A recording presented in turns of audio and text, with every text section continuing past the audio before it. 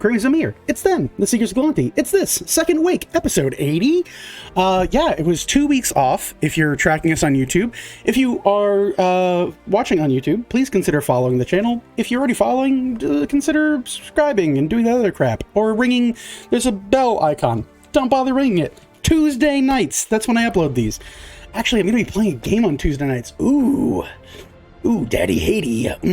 I might end up switching my upload schedule to Wednesdays because now I'm going to be playing a D&D game. If you're curious about that D&D game, you can go check it out live on twitch.tv/The Pale Dragon. They're a cool D&D community, and they've been a partner to my channel for as long as the channel's been around. Actually, the guy who is running the game messaged me really early on when I started Second Wake, which was really, really cool. Kind of like a throwback, as the kids say. When we last left our heroes, which of course means D&D is now ready to start according to Matt Colville, the group had just dealt with the Cave of the Harpies. They had met a fallen seraph of the last guard or the last century. They're not quite sure under whom this previous seraph had fallen from grace or fallen out of grace with.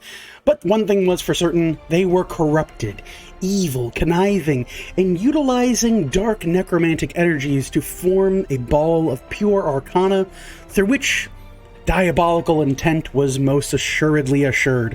Isn't that a fun sentence to say? Assuredly assured. I looked that up the other day and I was like, can I actually say that? Legally, you can. Are you a douche when you say it? Sounds like it. Anyway, moving on with my life. You be the judge, America. And possibly Germany.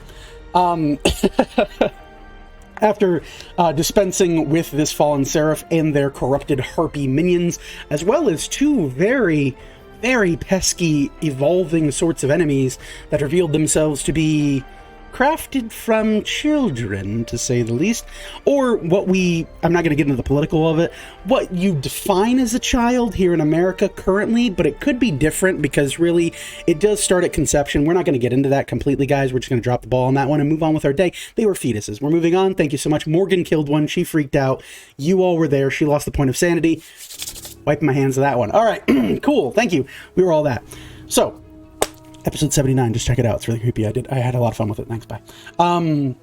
Yeah, so after dispensing justice upon the land, the group came to view a very pale, pallid-looking elven individual, shirtless, because all great brooding forces should be shirtless and covered in pearls, because that's truly the most intimidating look, is just all pearl. We're bringing pearls back, men. If you're a man, you're a big burly man, or you're a man's man, you're playing bass guitar or something, get you a set of pearls, dog. It looks really cute. Throw some intimidation in there. Get them out from your grandmother's like old jewelry box. It's a look. We're bringing it back. We're bringing it back. We're bringing pearls back. Bringing pearls back, bro. Anyway, after speaking with this individual, this is just me pitching for pearls for like 40 minutes right now. After speaking with this individual, they found that they are potentially, assumedly, a child of Artnum, one that has been revived from the great falling of the previous realm weavers, or the assumption upon their disappearance that there was a great calamity of sorts. But I can't say calamity because it's kind of trademarked from another show from a very popular voice actor and his group of dorky friends that have much more money than I will ever have. So we're going to say the fall from grace, because calamity is just a word we don't want to say too often, like calamity, calamity, calamity. We're sick of the calamities. We're going to move on. We're going to turn it into an Oshawott, right? Because then they'll crack it. Oshawotts eat clams. All right, cool. Pokemon trivia. So, with that, they spoke at long and short, in many ways, to this pale, pallid elf, speaking to find out a number of things. Chief among them being that the elf is possessed of the same quest that the Seekers of Galanti themselves are, seeking out possible fragments of divinity, collecting them within themselves, and attempting to fulcrum this power forward into a new way of opening up the path of divinity that many now assume sits empty upon the world of the Everwield, that prayers are no longer being answered en masse, and that divine energy is but a residual of the world around us, and the impact of the Realm Weavers themselves, their legacy, so to speak. After challenging this pale elf to a game of chess, not against a member of the Seekers of Galanti, no, against an unseen force in the world at large, The Seekers were a little remiss to find out that the elf is actually very good at chess, and has proficiency in specifically dragon chess, and soundedly beat the game and provided Celeste a really cool item, granting her an invitation to the chess championships, of which she can redeem, well, whenever that comes around next year. It's like a year and a half away. You got time. You get time for it. You get practice up, brush up on your chess skills, get in the lab, learn some strats. You want to learn the Venser defense, the Morton-Kaiden mobility movement. You got to learn some different ones. The Venser, which is you just bounce other people's pieces up into their hands. It's personally frowned upon in Wizard Society, but it's dragon chess, let's be real. But yes, you have tons of time. After doing that, the Seekers agreed to the other end of their bargain, having been bested in a game of chance and chess. They have retreated from the Harpy Cave, leaving this pale elf to their own devices and the Orb of Pure Arcana, through which they claim there has been corruption introduced into the ecosystem, and they would have to deal with it swiftly. Seekers of Galanti, you now stand several feet outside of the Cave of the Harpies. You have exited. You have a number of injured in tow, many people having been on their last legs at the end of the combat. Chief among them is a one Father Duskin, a devout follower of the Realm Weavers, and very much a valued asset and ally that has assisted you not only in finding this cavern, but also in dispensing justice to the Seraphim failure. They currently lay unconscious, being pulled along by their ankles, I think by Orville, decided to do that. And you all are swiftly retreating back across the Bone Breakers Leap mountain range. And what comes next is completely up to you. Seekers of Galanti, as you move out into the cold snow once again, the heat of the effort you have expended in the Cavern of the Harpies laying warm across your skin, yet the cold air blowing through you, almost like wicker people at this point. You're shivering and shaking. What is it that you wish to do next? The road to Thuul lies ahead, but you have much to consider, ponder, or possibly decide on here and now. Take your time. I'll have Orville dump a key point into Father Duskin, get him a little bit healed, and get him up on his own 2 feet. All right, a key point restores how much? 1d6 plus 2. All right, go ahead and 7. roll it. 7. All right. So Duskin is at 7 HP. You see him move, and you see at the top of his head is a ring of hair that is very much balding. He slides his hat back over his bald spot, softly sits back up, looks around, looks to you, and goes, "Whoa! What happened? Did we win? Did we smite it?"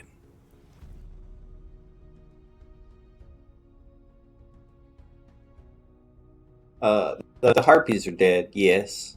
That's good. Everything was dealt with. The Seraph was defeated. Beheaded, yes. Ooh, love to hear that. Very happy to hear that. We have done the Weaver's mercy as best we were able. Slowly he rises up to his knees and then to his feet. Kind of stands above you all and looks over and goes, "Well then." Goes and hefts his weapon back onto his back, looks you all over and goes, "Well, I do suppose I should thank each and every one of you for your assistance in this holy matter. Truly do owe you a great sum. Unfortunately, all I have on me at this time is the payment through which I was going to provide my dwarven associates. If that is amicable terms for your assistance here in the field, I can provide it to you all. Perhaps we could bank a favor at a later date. Whatever you feel would be fair." I don't know. Favor sounds pretty good. Yeah. Favor sounds alright by me. Let's man also continue his business. No need to hold that up unjustly.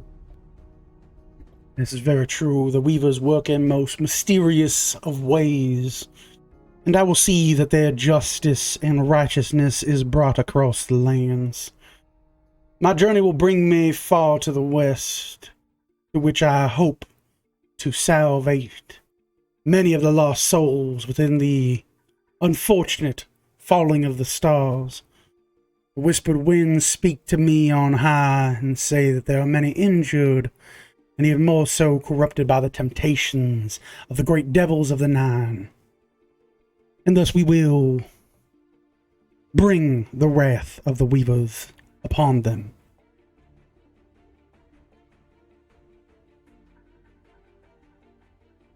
Yeah, there was a lot of damage to the city. So any aid would be appreciated. That is very good. Well then, I will be on my way and thank each and every one of you for your assistance.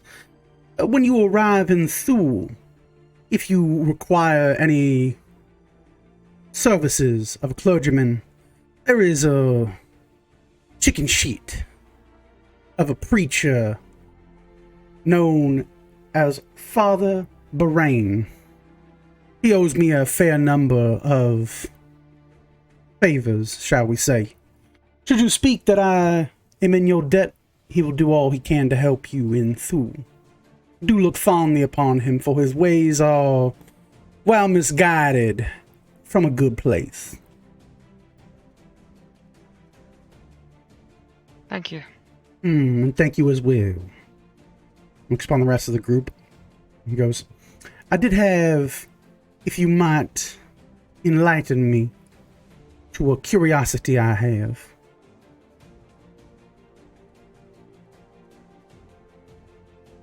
We'll try, yeah. Oh, very good. Since coming into contact with you, I have known you to be Weaver's chosen. Powerful individuals possessed of greatness. This is to assume, then, that you all will one day become gods. Is this right? Yep, that seems right. Very good. Might I ask 2 favors of you? If I might be so bold. We'll try our best. Yeah, I think it depends on what the favors are. We'd be open to hearing. Very good. The first would be to not forget yourselves for being holier than thou. All good people are often misguided and led astray by the flock. They know hard times, and through hard times, vengeance must be wrought against those wayward sheep. Be keeping a strong hand on your flock once you become gods. Let none be as weak as those poor licentious fools of Artnum, playing with matters they do not understand. My second favor is to practice forgiveness. It is always very good to forgive others who have wronged you, typically after you have delivered your vengeance upon them. So, just so I completely understand. Smite them, Yes, and then pray for them. very good. Got it. Thank you so much. I will keep this in mind. Oh, I did have one other inquiry, if I might pester your ear one more time. Yeah, go ahead. Yeah, I kind of like your voice, so yeah. Very good.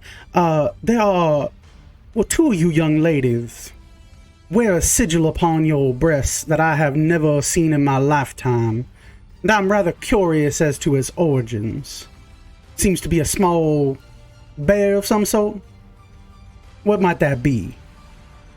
Yes, sir. While we are weavers and we look up to the weavers, we also pay respects to the Huggy Bears, and by extension, the Harvest God as well, which is a newer following over near Deerwood, especially towards the Lightning Estate, kind of between Deerwood and Grim Village. Good folks, farming folks, and the like. You say there is a god of the harvest? Yes, sir. Very good. Very good. Seems to be a pagan god. We will review the tenets of this god and test their mettle. I do thank you so much for the information.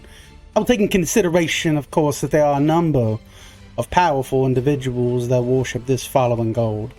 It's fledgling at the steps of divinity.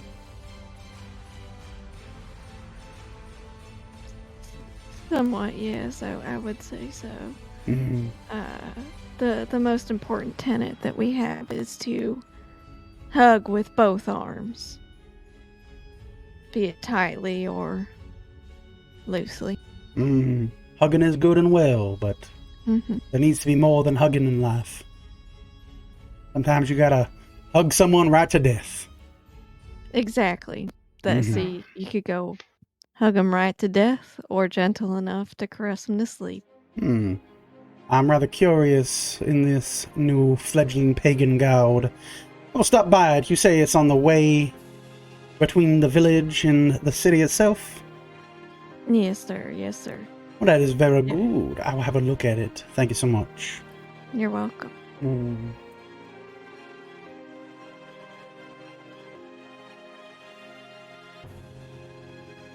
All right, then. Well, Seekers of Gulante, I do thank you ever so much for all that you have done for me, all that you have bestowed upon this land and the righteousness that you have availed yourself on to others of.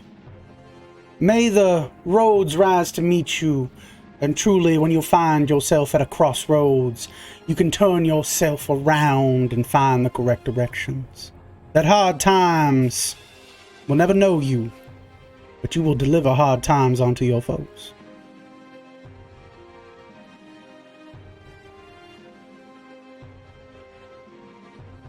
Wise words. Thank you. And I thank you all as well.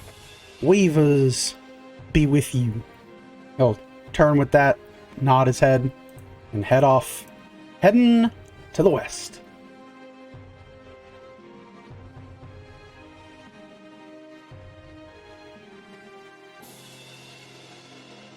You know, it's funny because based upon his requests, it really did kind of line up with the tenets of the Huggy Bears. It did. Just a So- smidge. That's curious. Anyways, we have 2 folks we need to help get to Thuul as well, don't we? We had 2 survivors? Yeah, as long as they're still out there. I don't know. I mean, it was only, like, what, a few minutes? Mhm. Then yeah, we gotta get these guys back. Do we want to,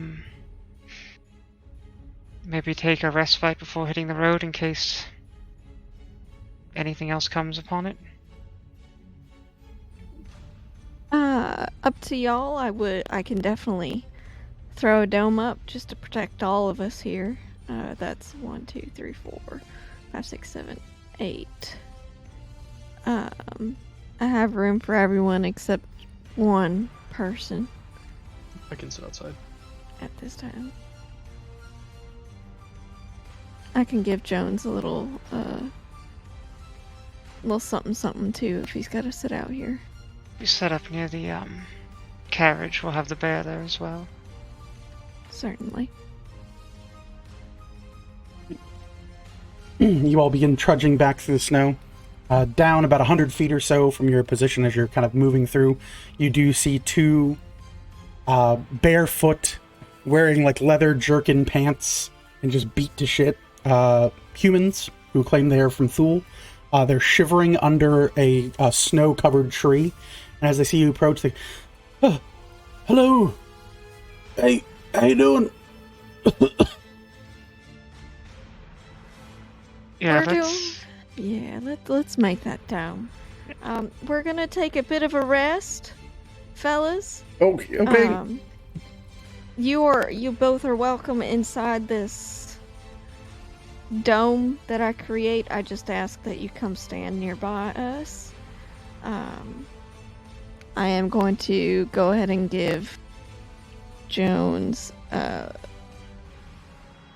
me see where. Is Jones looking pretty rough at this point? I'm going to assume yes. Yeah, but with a short rest, we'll be able to get back our hit points.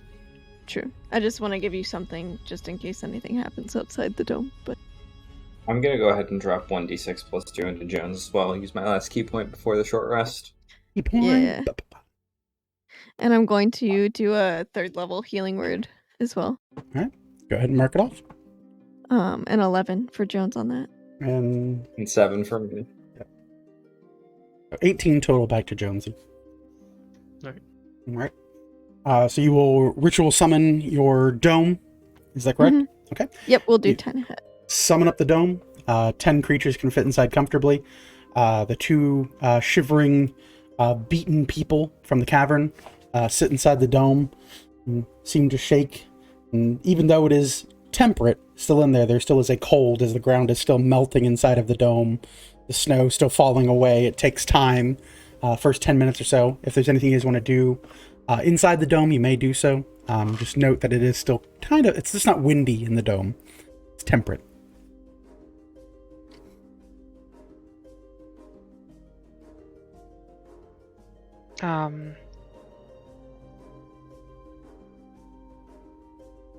I'll take my kind of blanket that I normally sit on to meditate and like drape it over the two of them, and then Okay. prestidigitation to warm it up Okay. while it's getting better, so that they can have a little bit more warmth. Fair enough. Go right ahead. As you throw the blanket over, you press digitation onto it. Both of them are like, "Oh, thank you." You need something to eat or anything? Yes. Well, yes. If you could spare any food, I'd really appreciate it. I'll give them both some rations. All right. Mark off 2 rations from your go. I bought extra. Hi-yo.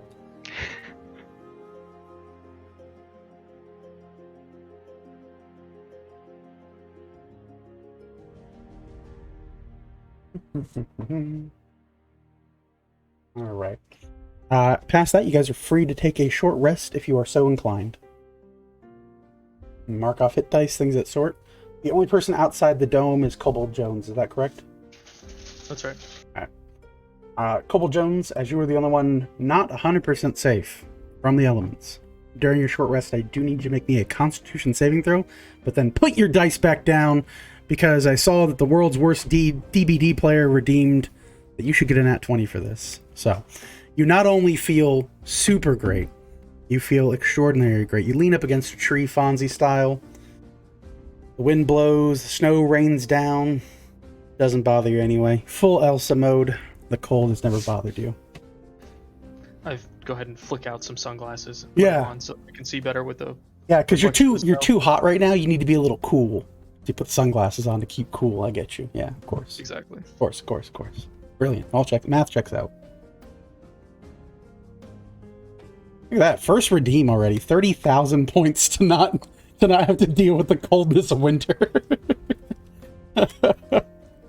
JJ, can we get a Song of Rest on top of this? Yes. Let me do that real quick. Much appreciated. Who is the world's worst DBD? Wasn't that the phony baloney account Shabby made?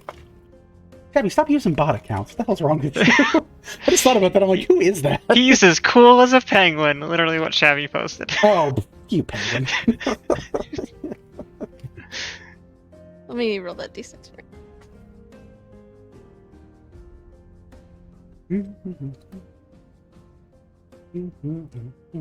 3. Thank you. This short rest is brought to you in part by Owlbears. Owlbears. They let you search your deck for stuff. Owlbears.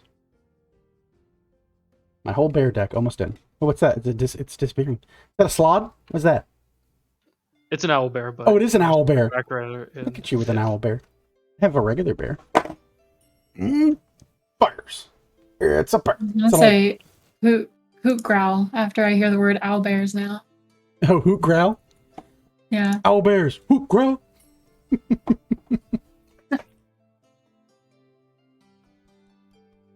Super. God.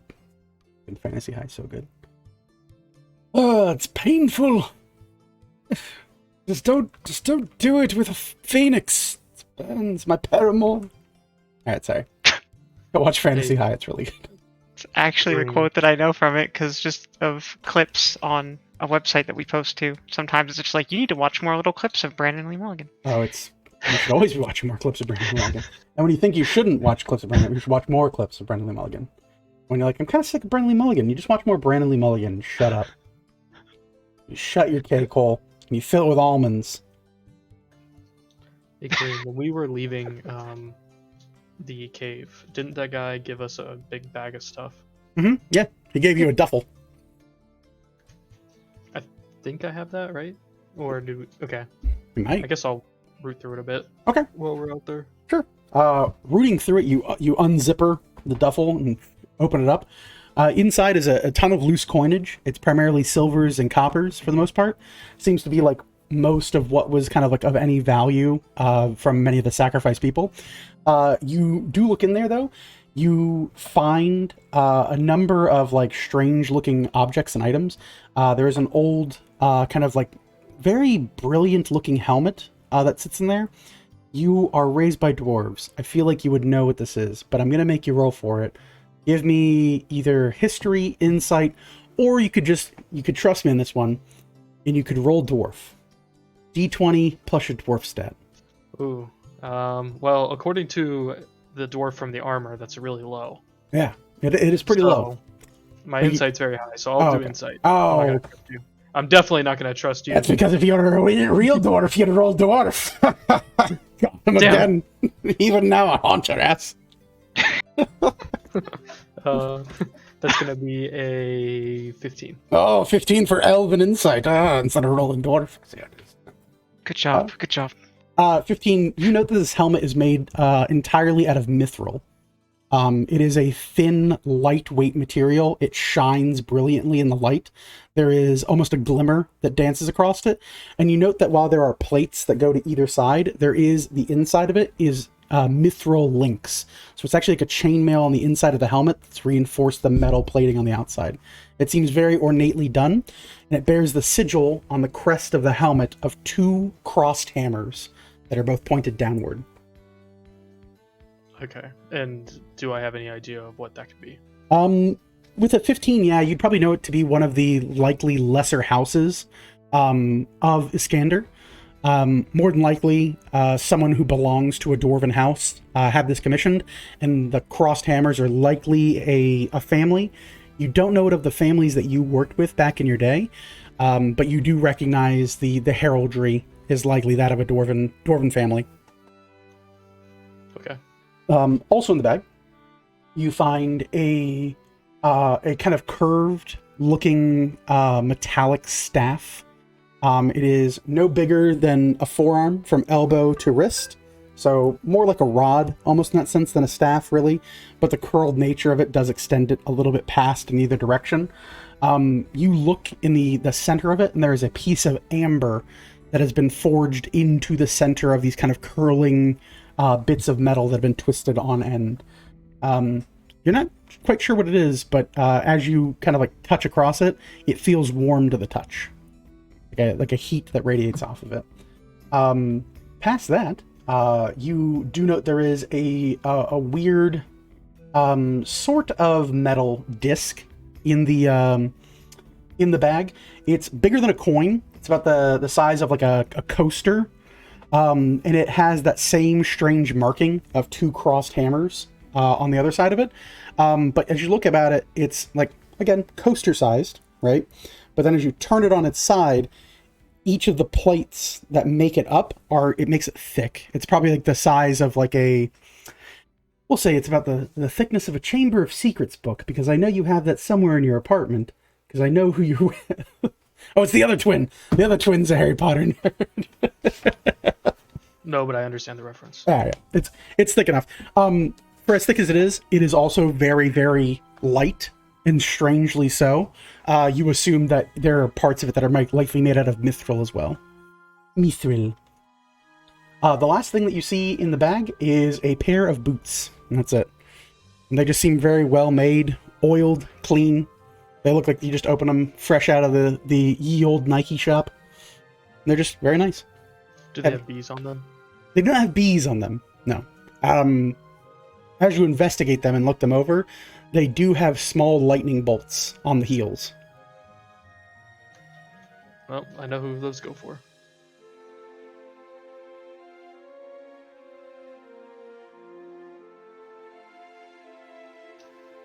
Okay.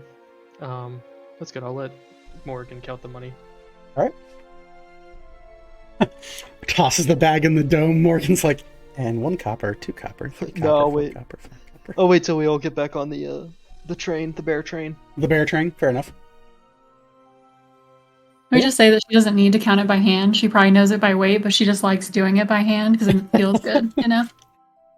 She picks out the 4 or 5 items that are in this bag and just like kind of like, okay, well I think a duffel's about 2.5 pounds, so yeah, that's exactly this amount. We should count it to be safe. She likes to count each individual one in case there's counterfeit. Yeah, in case there's fakes. So some fakesies. Even between different coin types, and I love that. These are Ravon coins. They're always There's lighter. a slight difference in weight between the copper and silver, so you can really tell it apart. Mhm. Yeah, historically, copper coins were like the shittiest coins because they didn't bother like fully minting them. They would heat up the copper, and then they'd have a pressing hammer and slam it. So sometimes you'd get copper coins that were so miscut because they were at the end of the sheet, and it would be like you'd get like a round and then a line. It was just because no one cared because they were coppers. But then silver and golds, because there were so fewer of them and nobody could really possess them in peasantry, they're always made with more care.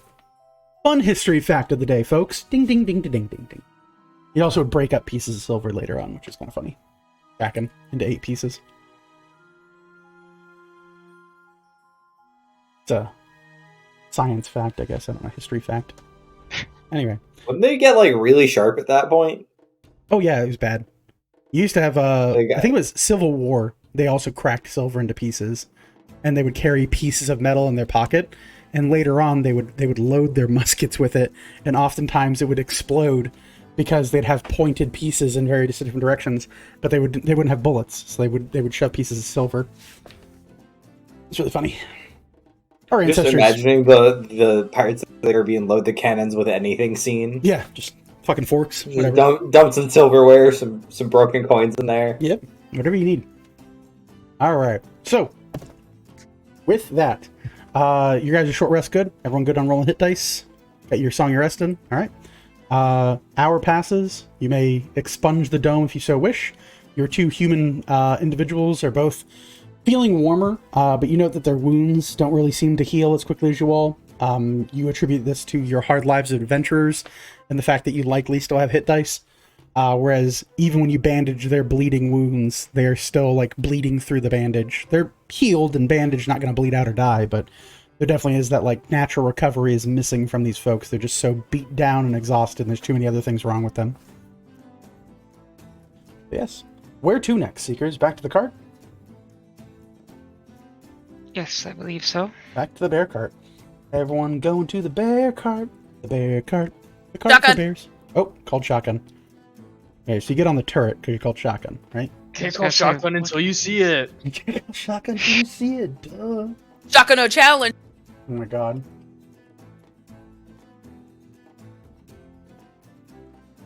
Alright. So, yeah, when you all get back to the cart, you look, your bear is nowhere to be seen. However, there is a large bear-shaped collection of snow at the front of your cart. It is suspiciously bear-shaped, and there's a lot of it. I go to the front, Mhm. find where the nose would be, and just kind of, and You then boop the nose. and you boop it, and as you boop it, you hear and steam flares out of its nostrils, and slowly this large bear wiggles back up, and its little hat, its little pilgrim's hat, points back up, and its little collar fixes itself, and it looks at you and goes, and licks from your chin all the way up until you have a cowlick.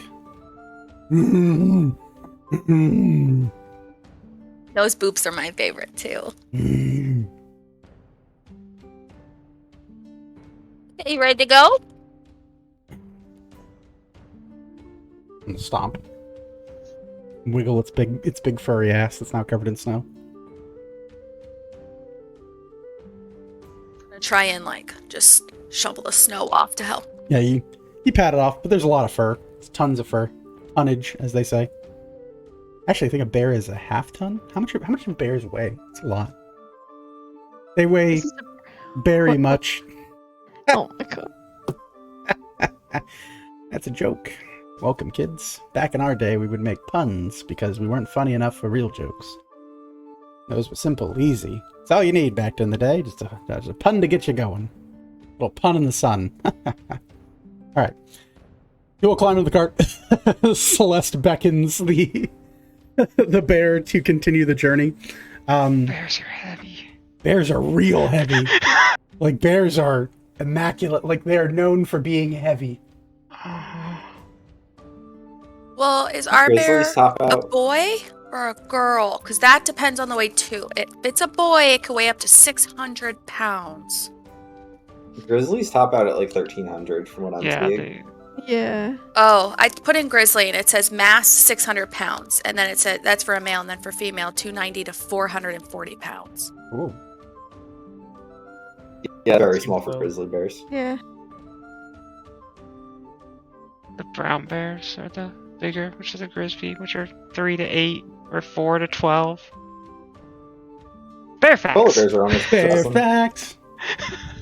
Bear thing. Bear Oh, there it facts. goes. 400 to 790 Jesus. is male. I had to click on it. My bad. A thick bear. Bear's got to get its steps in. All right, so you guys climb back into the cart into the mountain range. You, with Kobold Jones's animal instincts, you manage to find the path heading eastward back again, and you set off yet again on your journey. Knowing at this point you are about the majority of a day's ride from Thuul. The small detour taking shockingly only the better part of about an hour, maybe 2 of your journey time, so negligible. As you look to the sun and skies, you assume you'll likely arrive back, or you'll arrive in Thuul for the first time. I should say, not back in Thuul. You'll arrive in Thuul, most likely if you don't take any stops, you'll likely arrive there by nightfall. If not, probably deep into the night at this point. But yes, as you guys settle into the cart for the journey ahead, is there anything you all would like to be doing into the first leg of your journey?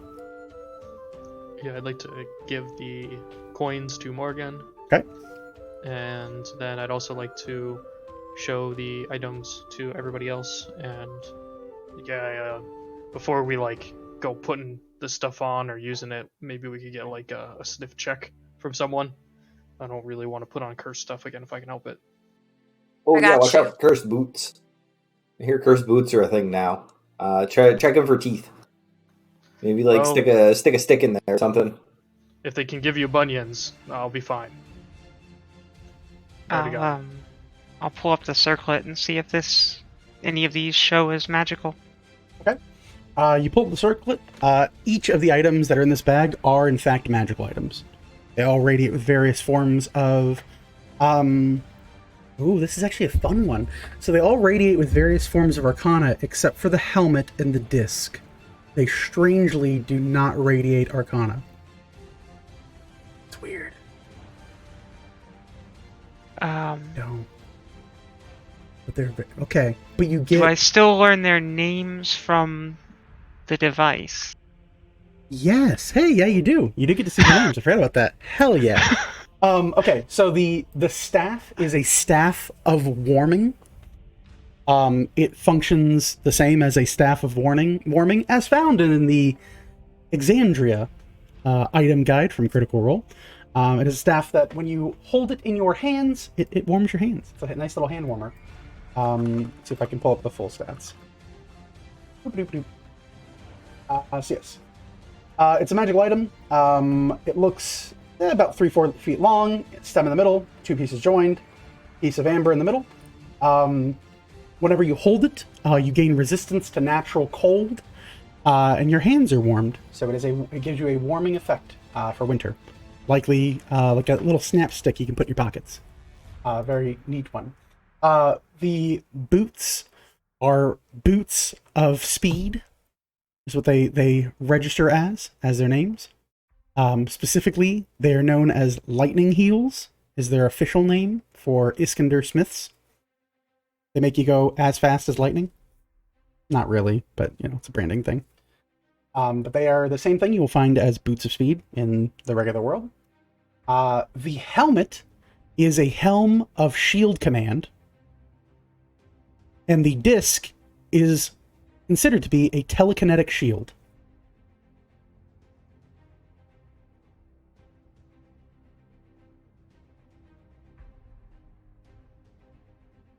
I will express all of this information to the group. I can try and identify the disc or the helmet to get a bit more information, but the wand is pretty straightforward, and those shoes are actually very similar to what we found in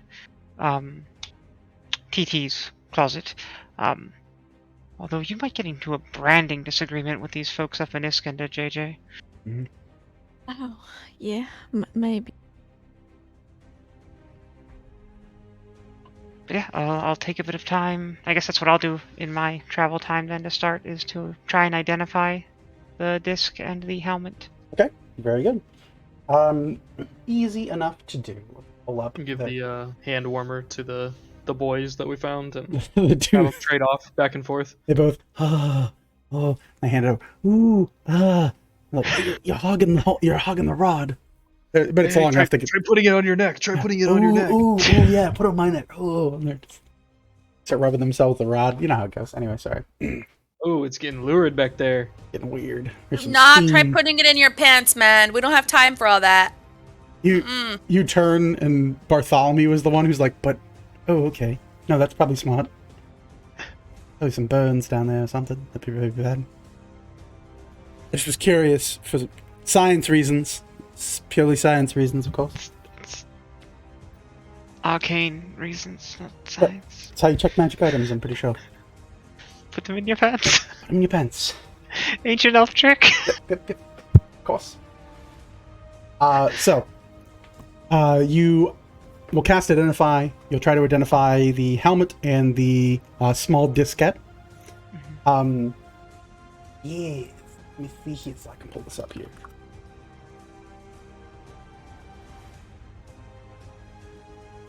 All right. Okay, so very easy to do. You cast Identify. The shadows flicker and peel from the realm of light. A large looming shadow hangs heavy over your shoulders, and you hear, "Oh, what fun is this? A helmet belonging to a dwarven prince? No, deeper than that. A duke, Iskander. This helmet is the property of a one Marvin, curious name for a dwarf. Marvin Fellhammer. The helmet was commissioned within the last 100 years to move upon Martin's innate ability and prowess within his ever-expanding mind. It is attuned in a strange and a noble way to the diskette you hold in your hand. When the two are joined within a single mind, wearer of the helmet can command the shield to animate and become a weapon. True power and prowess are very curious. The shield itself is made of mithril, valuable material, much lighter than normal metals, and twice as strong. There is a long history of mithril in the world, and items crafted of it are exceptionally rare. This has been a use of the Identify spell.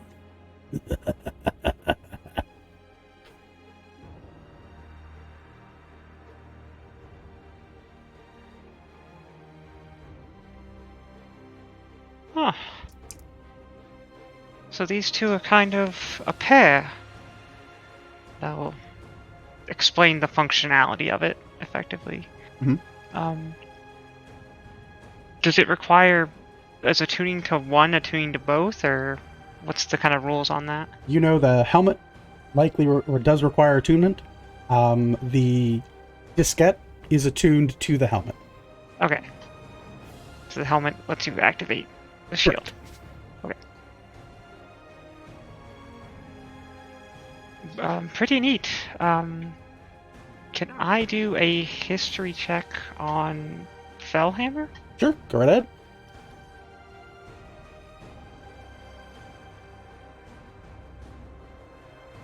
17. 17.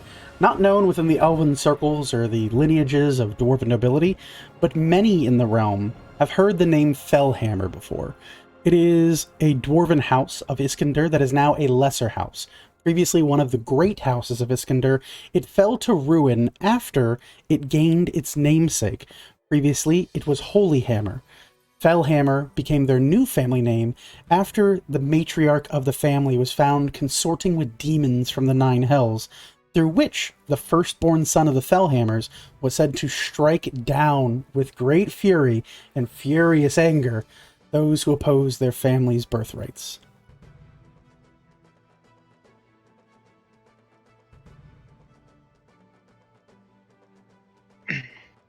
To the knot hole, so, yeah, interesting.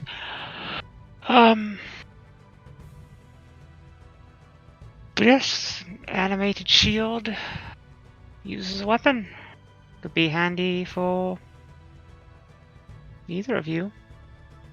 It's dwarven though, belonged to a duke. Marvin. It's dwarven? Oh, that's... Yeah, no, not me. I cannot discern whether or not there is another dwarf ghost in here. But if every dwarven item is haunted, I would like someone to attune to this so I can find out, because that would be very amusing to me. The Orville will peel up the eye cover and peer into the ethereal and do an ookie spooky check for dwarven ghosts. You search the item for dwarven ghosts. You do not find... So this is weird. You do not find a dwarven ghost. But as you do peer into the ethereal, you do see something surrounding the helmet. It is a small storm of energy that seems to radiate across the helmet. Almost an unseen web that runs along the length of the helmet itself and seems to almost generate its own force of energy that seems to round the helmet itself. Hello? Anybody in there? Hello? Hello? Oh, whoa, what's that? Hello. That's funky. There's some energy going on around that helmet, but I don't see nobody living in here. Not in this thing, at least. Well, I mean, anything's better than a bitchy dwarf.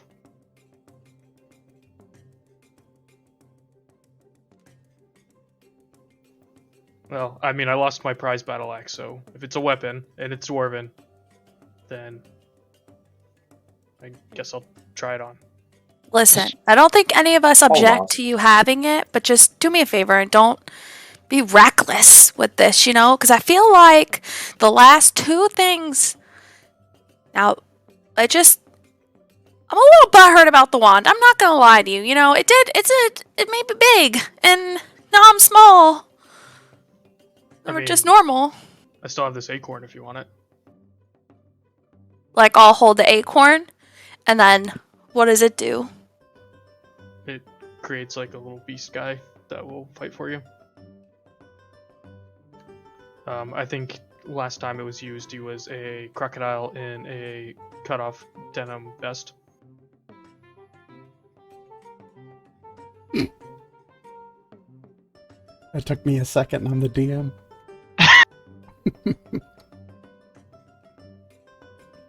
Just know, Jones, I don't have remove curse right now in case that energy is a problem, and I don't have the energy to do it anyways if I did. So if you want to try it on tomorrow, I could be super prepped in case something goes wrong, but you know, just let me know, just like with the armor, if you want me to help you out. I just won't be ready today.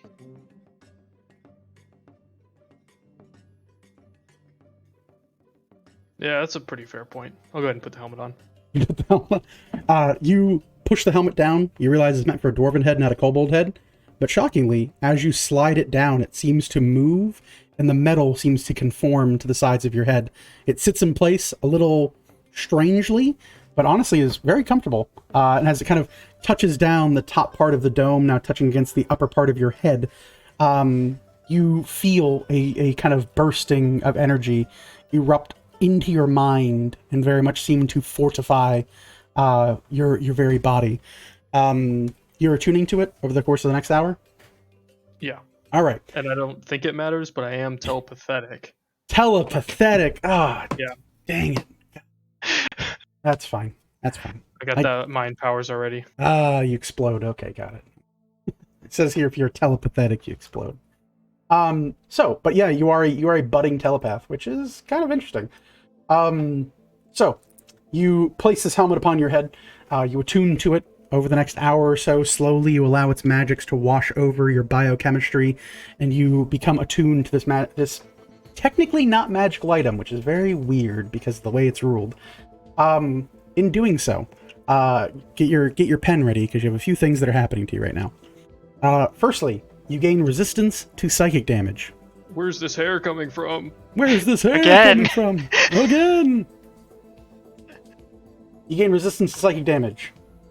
Noted, right? Good. Your intelligence score increases by 1 to a maximum of 20. You feel, as you look around the cart, that if you focus on any one person, you can slowly begin to unravel their surface thoughts. In case you're curious, Bartholomew is thinking about chicken right now.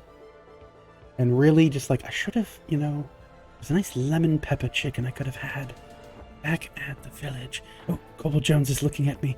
Look tough. I'm going to put my chest out so he thinks I'm cool. Oh, he's my best friend in the whole wide world. Hey. Ooh. Hey guys, you look like Magneto with this thing. What?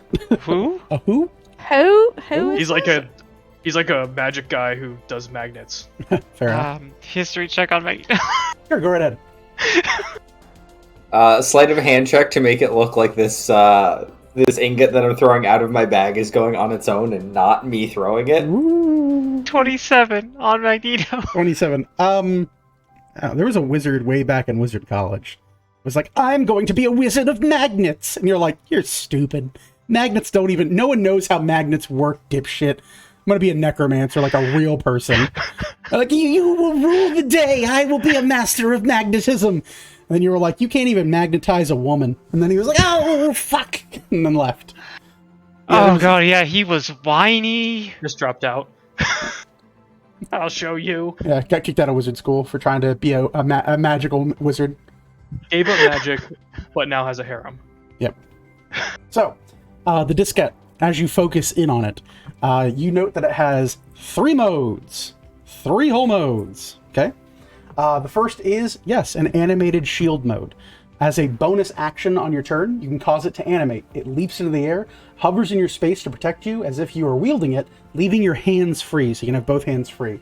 The shield remains animated for 1 minute until you use a bonus action to end the effect, or until you're incapacitated or die, at which point the shield falls to the ground or into your hand if you have one free. The second one is you can have it be an animated blade.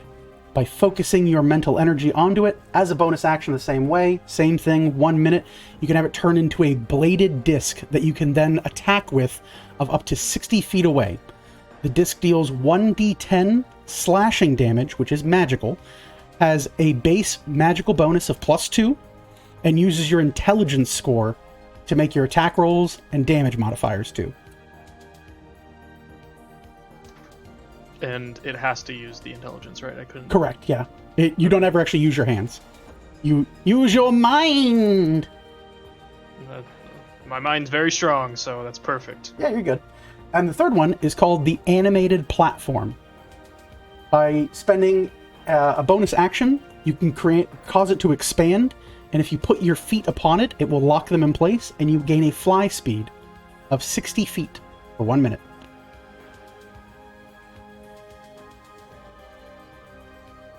You can be Static Shock. I would never blatantly rip off Static That's Shock. exactly what I was thinking. Also, my one of God, the potions this I is wrote about down in amazing. my Zombie. notes. I wrote down in my notes become Static Shock. So I would never blatantly rip off DC a day in my life. I don't know what anyone that's crazy who would dare do that. Superhero Cobalt Jones. Now start putting lightning in bottles and throwing it at people. JD's been doing that forever. Oh shit, gimmick infringement. You go beat up that Magneto guy. Yeah, that is what they do. While y'all are doing this, can I think, oh, Kobold doesn't have a weapon. Let me see if I can find one out of this box. And can I open the box and just think of a weapon when I put my hand in? Yeah, you can certainly try. Whatever. Yeah. So you set the big heavy box down, click it into place. The top opens and smoke rolls out of it, and you reach your hand down in. You think of a weapon. What's the first type of weapon Morgan would picture in her mind's eye? Probably some kind of sword. Some kind of sword? Mhm. Sure, yeah. You reach your hand deep within the well of this box, and you think of a sword. You feel something fly into your hand within the box, and you pull back this long-looking, almost scary-looking, black-hilted and black-bladed sword. You can hear, as you're pulling it free of the box, and everyone within 5 feet of you can hear screaming in their mind. You literally just hear constantly as it starts shrieking in your hand. Bartholomew puts both hands up to his ears. Who's doing that? Stop it! I don't like it! Charles is running in a circle because Charles doesn't like the sound at all. The bear starts wobbling and doesn't know what to do as screams just emanate out in the cart. GM, can I have Orville investigate for ghosts to punch? Yeah, you look at it, and there looks to be a mass grave in this sword. Vel, you loop it, and you look at it, and it is the Sword of Screaming. That is a sword of screaming. You just constantly, I am also going to randomly start screaming. I'm just gonna tuck it back in. It slides like goes away. I'm still screaming. Yeah, still screaming. Oh god. Wow. Well- No wonder that is in there. Deep Why in there. That sounds about right. would anyone... I mean, granted, a very big distraction on the battlefield. Okay, I get it now. Pretty That actually makes intimidating. sense. That's pretty cool. Morgan, your hand is covered in frost. You flick off some of the ice. It's actually colder in the box than it is outside right now in this mountain range. Well, I tried, Jones. Trying to get you something to use. Since I you've appreciate that. lost basically everything. Maybe I'll ask eventually when I think of something cool, you know. Huh? You Yeah, I tell could me what use you this want. sword thing here, but I'm not very good at it. He's like, I'm not very good at it, and it starts spinning like a pizza cutter. It's bad.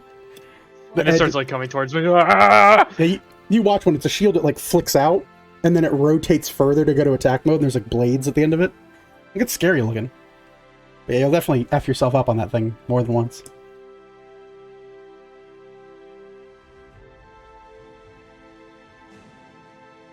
Oh, maybe we can try and find a different weapon in the box later, or in Thuul. Do you have any weapons aside from that disc of really cool stuff, Jones? Yeah, I mean, I got this longsword. It's not a longsword. I got the spear. I got both these hand axes. Heyo. I got 2 daggers. Let's see. Technically, I could use the shield as a weapon if I wanted to. Technically. With all that being said, though, what made you think, hey, let me throw this wand? Oh, well, none of this stuff is magical, so it, isn't very sturdy. It isn't good at killing seraphs or glowing bulbs.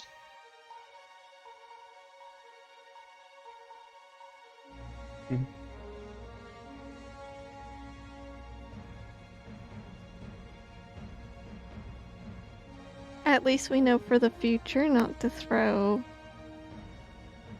any of our weapons at things like that or anything particularly valuable, right? No. Right. I mean, that armor was valuable, but that dwarf kind of a dickhead, so... I regret nothing. Nothing. How it had to be. I'm with you, brother. All right. So, Anything else you just want to do, or can we move forward with your traveling? Good to go? Good to go. Super good. You guys take solace in the calm ride that your bear friend now provides. Aloysius continues to trek on the road ahead, each heavy paw moving through the snow, kind of churning like a little engine that could. Roughly 3-4 hours into your journey, late into the afternoon, the ground shakes for just a moment. A tremor rushes across the length of the kind of floor of this. You see snow moving off, and as any of you who are perceptive enough turn to look back behind from whence you came, you see a bolt of golden light emanate out from the tops of the cliffsides area, and a break echoes from across the valley. You watch as snow begins to fall down the mountain and slowly begin to tumble away from it and fall free. You all seem to have quite a head start on it, but thinking quickly, I think many of you will just increase the pace of the bear to further outrun an avalanche that'll be here in the inside of about 45 minutes to an hour. You do watch a streak of golden light come free of the mountain range and slowly vanish into the clouds above. You see the clouds disperse as the beam connects with the heavens above. Likely the culmination of what was to come.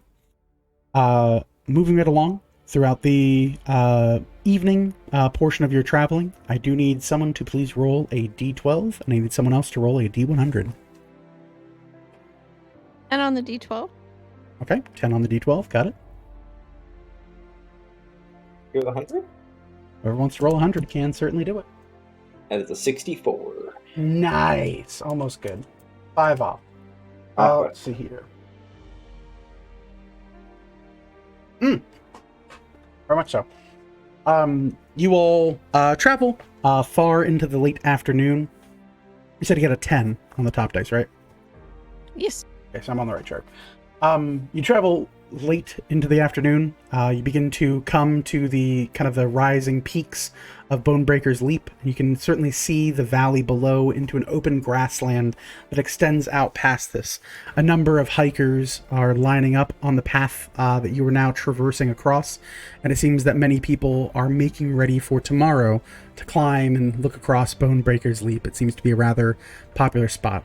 Having come across many of the kind of precarious paths, shortcutted by your naturist companion and their wise guidance through the mountain ranges, you all begin to see, for the first time in roughly a half a day or so, other living things that aren't just denizens of the mountain ranges themselves. You look and you can see at the very base of this, a small tent has been set up with an open faced area of a wagon, and you can smell a very beautiful aroma emanating out from this tent. But otherwise, you all begin to traverse into this open campsite, many folks gawking and pointing and curious about how a cart managed to survive the trek through Bonebreaker Leap. Up to you guys if you want to stop here, or if you want to continue on to Thuul.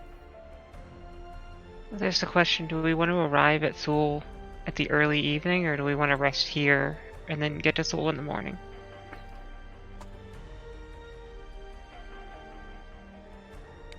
How long's the bear good for? A day. Is that like an 8-hour shift or like 24 hours? I'm pretty sure it's 12 hours, I remember right. Let me double check. Guess it's 12 hours. We want to press on. Yeah. Yeah, that's very much where I'm at. Like, if we can afford to make a pit stop and get something tasty, especially in these survivors, 12 hours.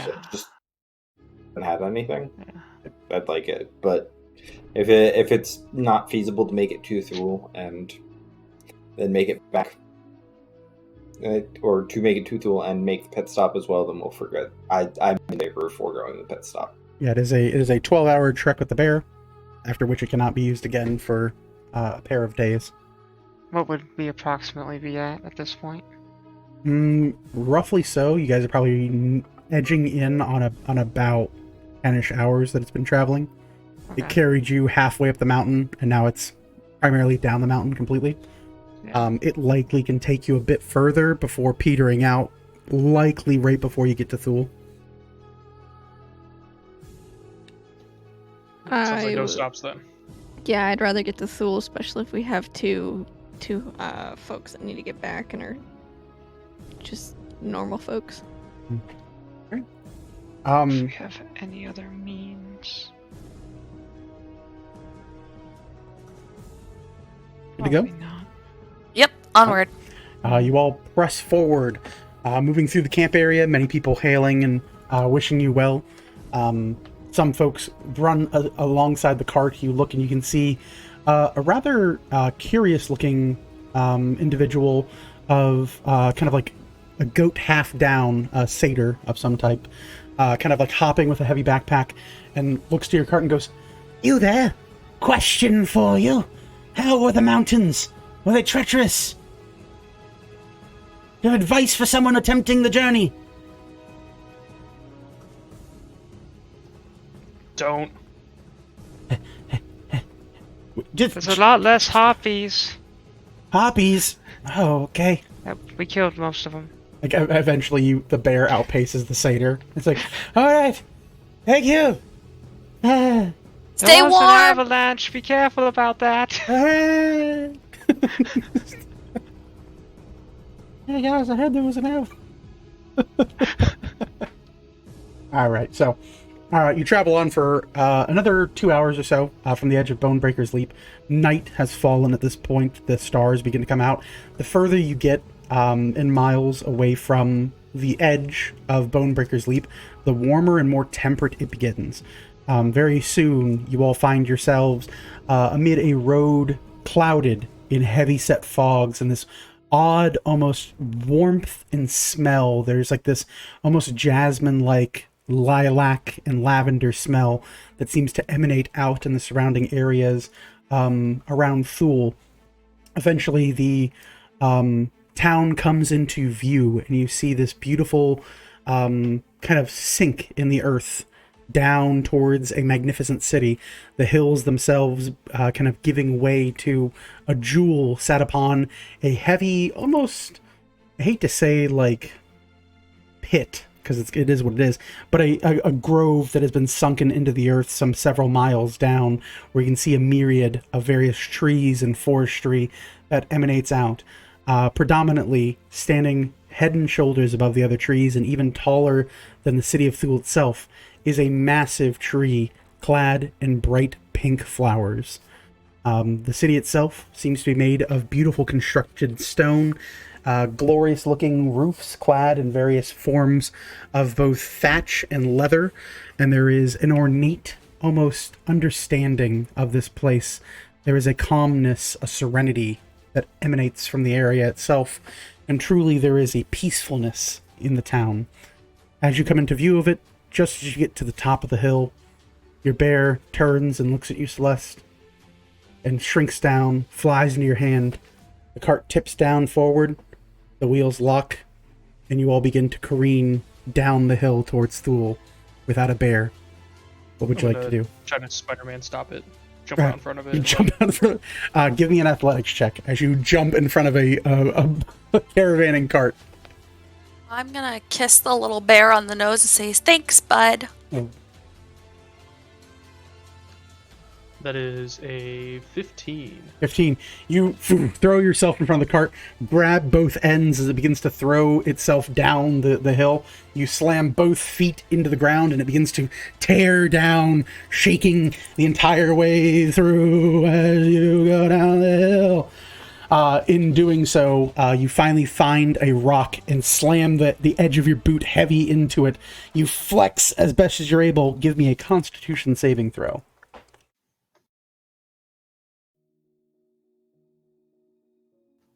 23.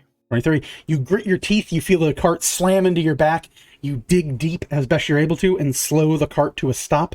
You take a heavy gasp, and you manage to control this cart as you now have control of it, and you can slowly move the little wooden bar and brace and guide it slowly into Thuul. And that is when you guys will arrive thereafter. Let's go ahead here, and it seems like a good place to stop before we get into stuff. It's 8:36 now. What are we feeling? 10 minutes, 5 minutes? What are we feeling? 10 minutes? I see 10. Put up a diamond cutter. We're going to take a 10-minute break here on Second Wake, guys. We'll be right back. It's 10:37. We'll shoot for 10:47, and we'll see you after the break. Peace in a bit. Deuces. Hello, everybody! We're going to bring that all the way down. Actually, turn it off. We're going to turn this on instead. Some sweet grooves, folks. Anyway, hi folks. Hey, it's me, Kareem Zamir. It's them, the Seekers of Galanti. This is still Second Wake. Thank you for sticking with us after the break. We do appreciate you, you level 20 characters.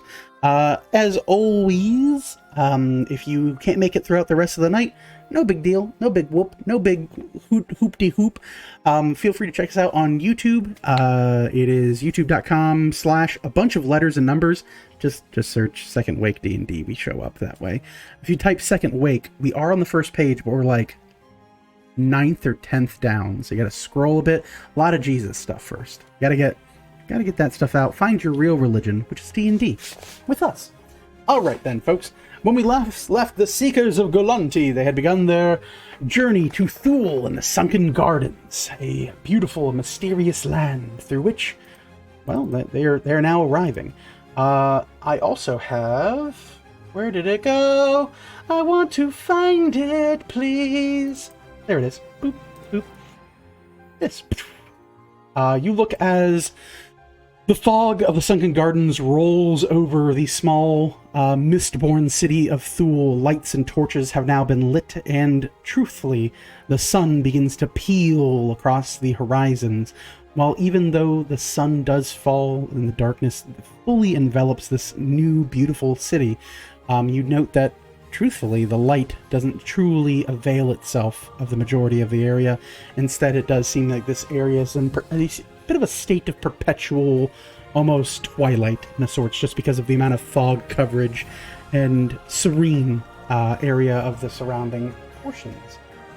With that being said, let me see if I can pull this in just a smooch. I feel like it's washing me out. There we go. I'm going to tap that down. So, with that being said, Cobble Jones, you muster and muscle the cart for the last mile or so of its journey, rolling it along the grassy hilled roads leading to the open port of Thuul. As you look over the front, you can see that there are a pair of gates that kind of sit open for the most part, but they're there for in case the city is ever, for whatever reason, needs a gate. And you look to see two individuals clad in scale mail with small kind of pointed hats and heavy looking, almost like a full-bladed halberd, but instead of a halberd, it's got, I think it's a young jig, is a spear, but it has a sword at the end of the spear. It's a big hold, kind of like cutting weapon. They kind of look upon you and raise a hand to you. They look across you, especially, and they go, "Strange days in which we find ourselves with kobold men pulling carts. Please state your business here within Thuul, travelers."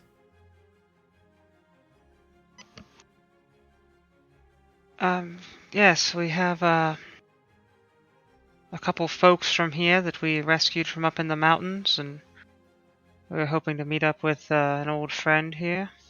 Old friend. Very good. Where have you come from? Deerwood. Deerwood. Very good. Right then. Cause no trouble, and know that Thuul is a peaceful place. Whatever conflicts you bring with you on the road, they end at our gates. You may collect them as you leave the city. Within the boundaries of Thuul, there will be no fighting, there will be no struggle, and there will be no hatred. Is this understood? Understood. Yeah. Very good. I will ask, as a courtesy to you, is if this is your first visit to Thuul.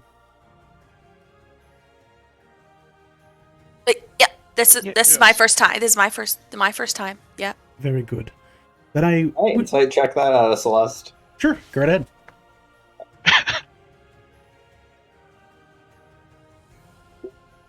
That is a 23. You get the feeling Celeste has not been here as an adult.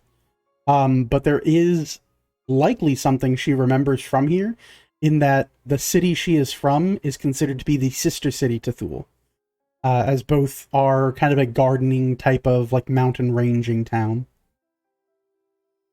Gotcha. Thank you, DM. The guard again looks to you and goes, I wish to stress the importance of our message of peace.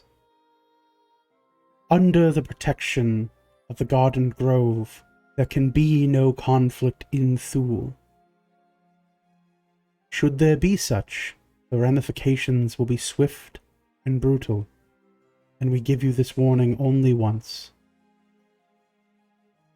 Welcome to Thuul, and may you be on your best behavior, for you are always within the care of the Sunken Grove.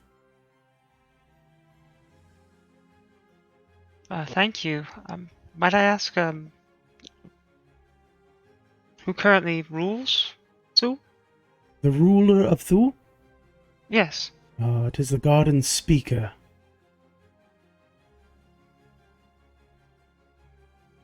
Okay. Thank you. Of course. You find yourselves with other inquiry. You may seek help at the town centre. There are a number of individuals that will be there come morning to greet you. A number of the districts do stay open throughout the night and evening. You'll find no shortage of accommodations and hospitality to be offered to you within Thuul, provided you have the coin to afford such pleasantries. Otherwise, we advise the southern section of our fair city, where you may park freely and fend for yourself off the land. Just do be careful about where you are doing the fending. Understood. Might you suggest a good inn? A good inn. Well, if it were up to me, I would recommend the Coiled Lotus. It is an inn that is well renowned for their tea, and specifically, their infusions of such things. It is truly an enlightening experience, and must be tasted if it is your first visit to the city of Thuul. Sounds delightful.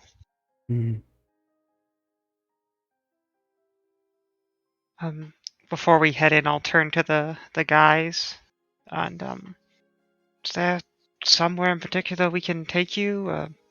Cleric or medic or your homes? Both of them look at each other and look back to you and go, if you can just bring us to the town center and tell us where to meet you, we can get to our homes from there.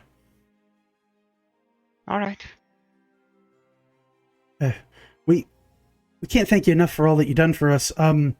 Is there something we could perhaps do as a way of compensation? And they look at each other. He goes, provided my wife doesn't mind, I could maybe board a few of you. I'm not sure about you. And he goes, I live in district homes. He goes, maybe 4 or 5 of you could stay in my Friend, yes. don't. It's okay. It's okay. You don't owe us anything. Just, be kind to someone else. Pass it forward then. Yeah, it's like this pay it forward thing where like you do something kind for somebody else, and then somebody else does for that person, then on and on and on and on and on and on and on. You know what I mean? It is what I said, yes. Yeah. Or more elegantly. Elegantly? That's the word. That one. All things in time, ma'am. Yep. With that, you guys move on from the gates. Very good. I'm good. Carrying. All right. You cross over the boundary of the gate. Morrigan, I need you to make me a perception check. Pretty smart. Because you're pretty smart, is what my phone said. Perception? Mm-hmm. Oh God, I can't see. 26. Okay.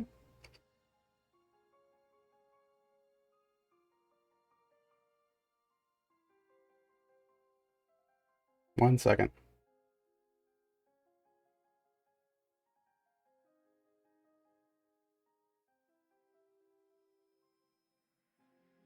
Vent.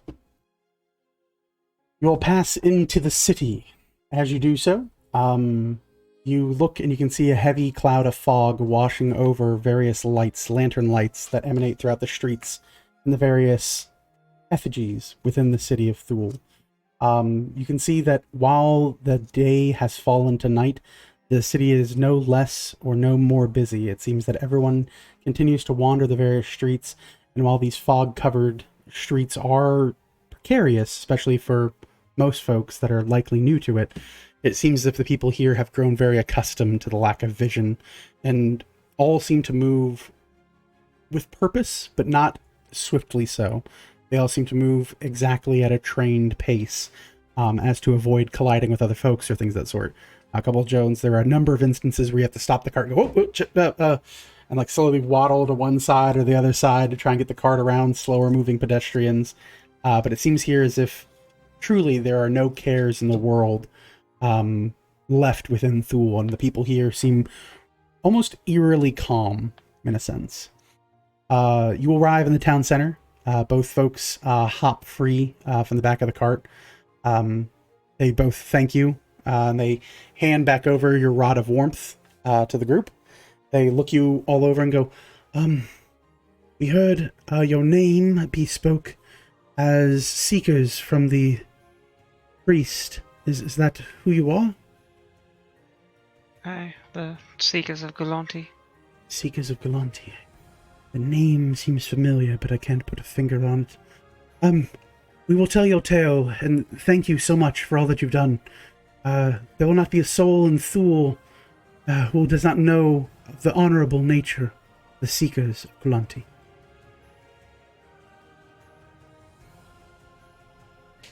Just doing what's right.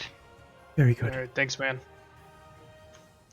They both head off from the wagon, and you see them kind of like run off to the western edge of the city itself.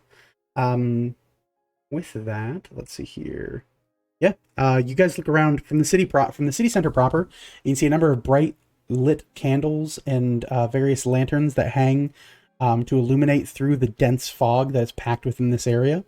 You do note that there is kind of a coldness in the air. The fog itself collecting much of the vapor and moisture in the area, and it clings to you in a very heavy and profound way.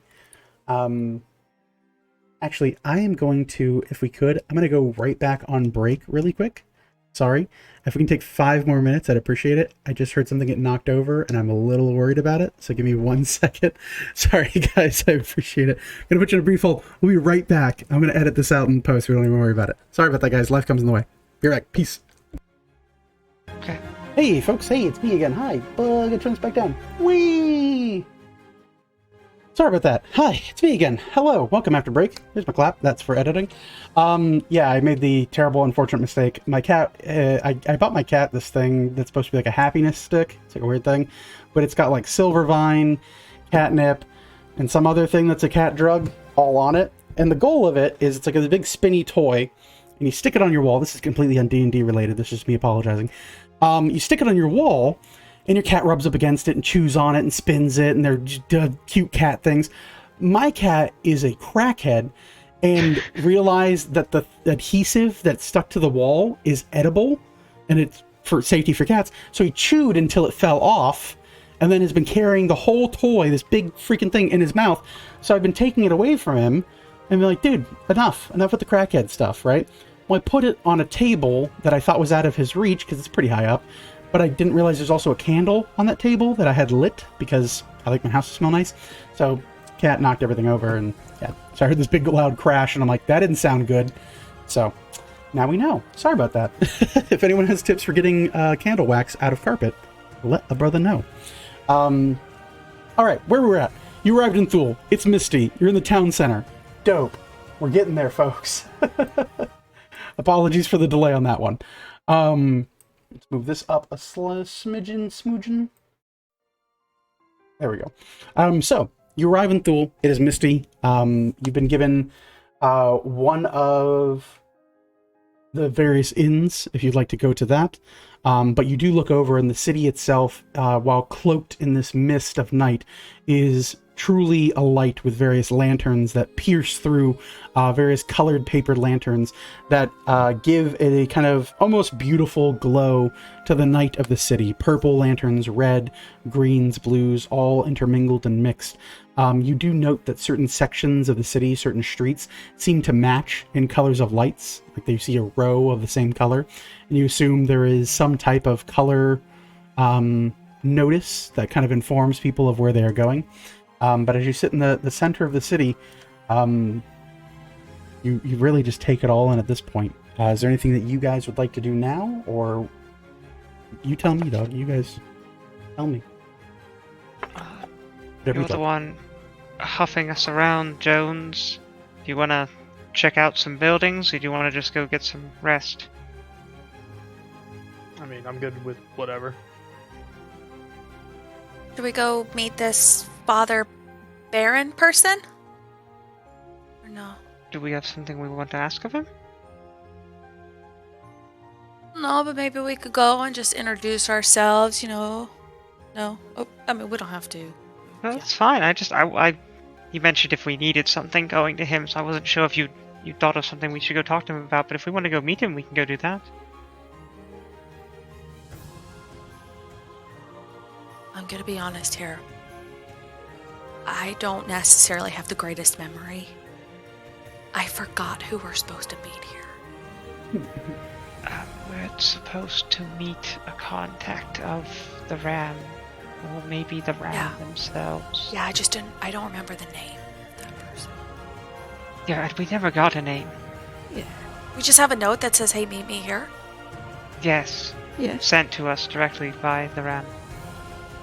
Oh, That had a coded message of where to meet. Yeah.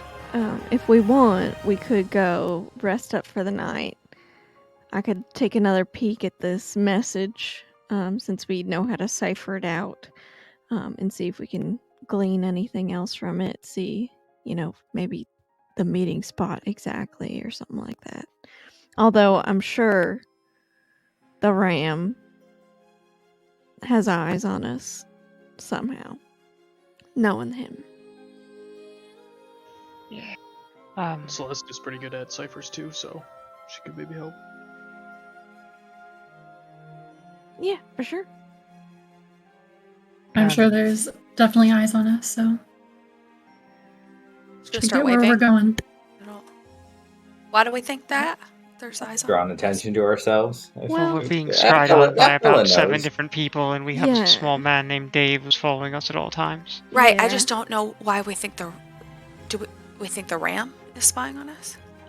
I don't think spying on us. I think he's just keeping an eye on us. Either him or our other friends, but Yeah. just keep Awesome. heading in. And then Warden Coast is here somewhere. Mhm. But we don't want to cause a conflict, so we might need to check with some folks a bit higher up in this place if we're able to try and help her, or if we need her to agree to helping her. Don't want to cause trouble. They seemed a little like, don't cause trouble. I thought that I feel like someone had told me this place was kind of strange and sketchy. Yeah, that was the Lady Galante mentioned that when we were talking about it. Okay. So I think let's just mind our P's and our Q's, y'all. What did Lady Galante say? It's a kind of Says- strange place. Kind of dangerous. Yeah. So just be careful. Mind your P's and Q's. Best behavior situation. Like extra good behavior. Like extraordinary, narrowly good behavior. Yeah. So I'm So- always on my best behavior. Well, I only have one behavior. See, JJ, that's how it feels to be group mom. Right there. Everything you just said, and then that happens. yeah. So I'm just gonna ask it, because, the the person at the front gate was real nice. Can we get some tea while we're here? I definitely like he talked Yeah. that up. That sounded pretty nice. Could we go get some tea and then maybe you could tell me where this Ram person is? You guys have not met them. We've met we've the met the Ram Ram. before, but we haven't met Well- whoever we're meeting. We met a projection of the Ram. Technically. Which is essentially the Ram, because the Ram was there.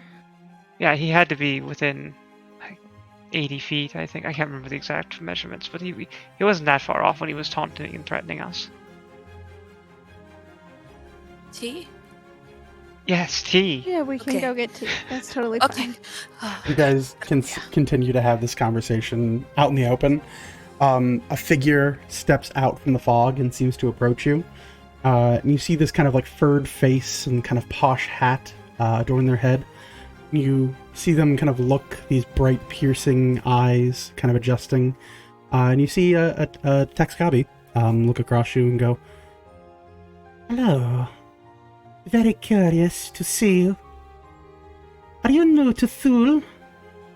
You perhaps require a guide?" As you see this individual.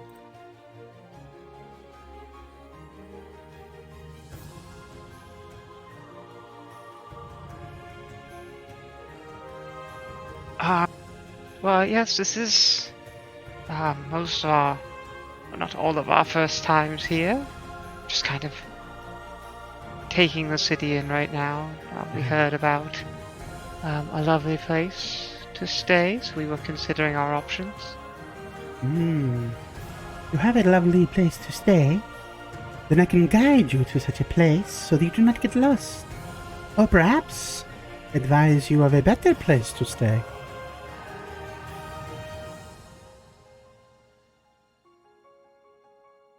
Yeah, well, I mean, what do you got? What do you have in mind? Because Oh. originally we were, do you want me to tell you where we were recommended? Or If you would like, I can give you my honest opinion of it as a member of the Thuul's Council. you're a member of Thuul's Council? In a way of speaking, yes. Okay, yeah. Well, we were told to check out the Coiled Lotus. Oh, the Coiled Lotus. You do not want to go to the Coiled Lotus. It is, a guard bar, to say the least. Many of the city officials like to frequent it, often getting rowdy and playing games of chance. You seem fairly well off. Your man is very well dressed to be pulling you along. I think you would do well to go to the Golden Hen, of which I could take you. Do they also have tea at this Golden Hand? They have every drink that you can imagine, my good man. Can I look this guy over and just like see if he has any sigils or any markings on him or what he's about? Yeah, go right ahead. Give me a investigation check. You kind of give him the old one, so the old eyeball. It's a 19. 19. Doesn't wear any sigil or anything of that sort. For the most part, is wearing like black and dark blues, various shades of like dark grays. The only thing you notice is on the upper part of the collar of his outfit is what appears to be a like curled rose with thorns embroidered into the top part of his collar.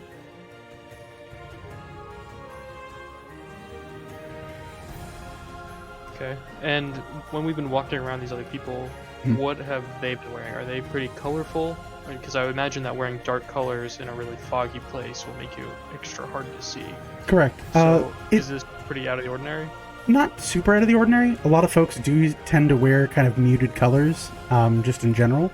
You do know some people are wearing like lavish things, but the people that are wearing like very lavish things, you saw like kind of being carried along, either in like a small pulling cart or via like you would have passed people that are full on like being carried on like a palanquin, right?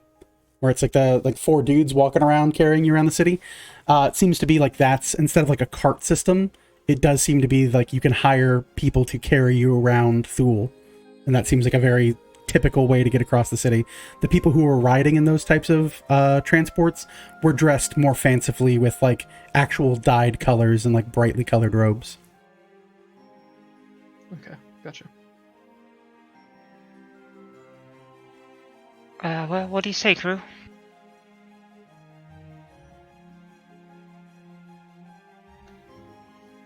What are you charging?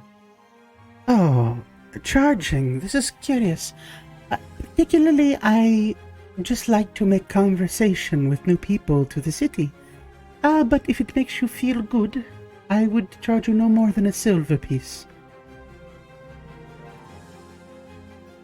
Real quick, DM, can I do a history check or some sort of check on that rose thorn sure. symbol? Yeah, go right ahead. Can I do an insight check on this, bro? Sure. What are you trying to incite from him? And I need a history check from JJ. Oh, I don't have my post-its up. Hold on one second. Bum, bum, bum, bum, bum. That is 15, please. 15? You're not quite sure. You know that more than likely it could be either the manufacturer of his outfit. Something posted on the top of the high collar is usually on purpose to be visual to people who are looking at their face. The way in which it's set up, there's no way you could look at this individual's chin without seeing it. So it's likely not something they're like trying to hide or anything of that sort. You don't know. It could be a family sigil. It could be an organization. You're not 100% sure with the 15. You're just not from here, unfortunately. But it seems to be something likely to do with the city. Whether that be just here in it or the government, you're not 100% sure. Okay, thank you. What do you want to insight, Morgan? Just if he's lying about like wanting to just talk to new people. You don't even need a roll for that. You very much, just trained in insight, know that this individual seems well off. Boots are oiled, gloves immaculate. The outfit seems very well tailored, maintained, and cared for. They don't seem to be hurting for money, and very much they are kind of more interested in who you are, in information, and getting to know you than they actually care about any type of worldly thing. Oh yeah, I wasn't thinking robbery or anything. I was just thinking of like if he's part of the council or whatever. Yeah, you don't. Yeah, there's nothing about this individual that screams like member of organized society. Like they're not like, look at me and vote for me in the next election. They just seem to be a affluent member of the community. At the very least, they're well off. Well, thank you. Mm-hmm. I mean, yeah. I mean, I if they want to show us around the town, why not? You know, gonna show us a great spot, get a nice little beverage, hang out. You know. Yes, to be getting you a beverage would be good. Something to wet your whistle, yes? Yeah, we keep hearing about this tea. Well, I say keep hearing, but we've only heard about it once, technically. Anyway, it's supposed to be really good. Well, how to say this in polite speech? The tourists are told of tea, but the true heart of Thuul is in the infusions in which you can drink and partake of. Truly, they are a life-changing experience. Yeah, they did mention infusions. Yes, do not get caught in the tourist trap of paying a gold piece for a cup of warm water. Pay for the value of it, the culture of it. Well, you guys want to go? I'm down. I would much appreciate it. Maybe you can tell us about a few other sites worth seeing here. Of course. If there are things you are looking for within Thuul, allow me to be your advisor. And you see Bartholomew kind of perk up and go, oh, hold on, wait, I'm not out of a job, right? We're all clear? One advisor per group? We're not hiring them on full-time or anything, Bartholomew. And also you're more than just an advisor to this group, you know that, right? Like that's your title, but like you're a member, you're part of this. Yeah, that's right. I am part of this group, and you are a subcontracted employee, sir. You see this individual look to Bartholomew and go, very curious that you're so unsure of yourself among even your friends. But this is good for you, elf boy.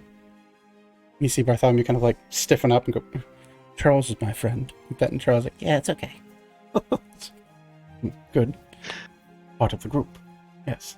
Like, stiffens up and goes, you see the feline kind of look you all over and like kind of give this soft kind of roll of the eyes before taking the top of their hat off and putting it to their chest and leaning slightly forward and goes, allow me to begin again. You may call me Gredo, and I will be your guide of Thuul. You say refreshments, you say you need a roof over your heads. Allow me to bring you the best that Thuul has to offer for these things. And in return, I should hope that we can strike up a meaningful conversation, yes? That sounds delightful. Very good.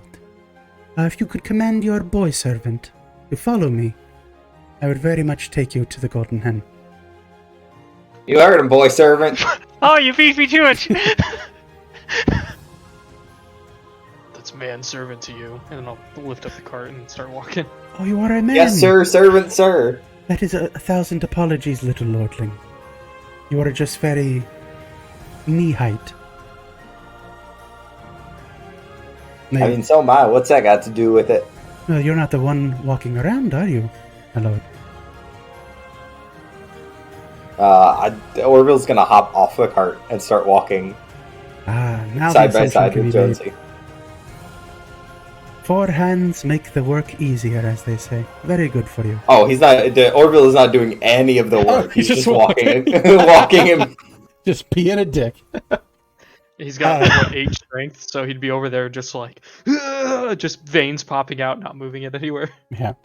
Do that fake push thing where Jones is doing all the work, but you're just like with him. Just like holding up one side like a little bit, not actually helping. It's actually heavier now.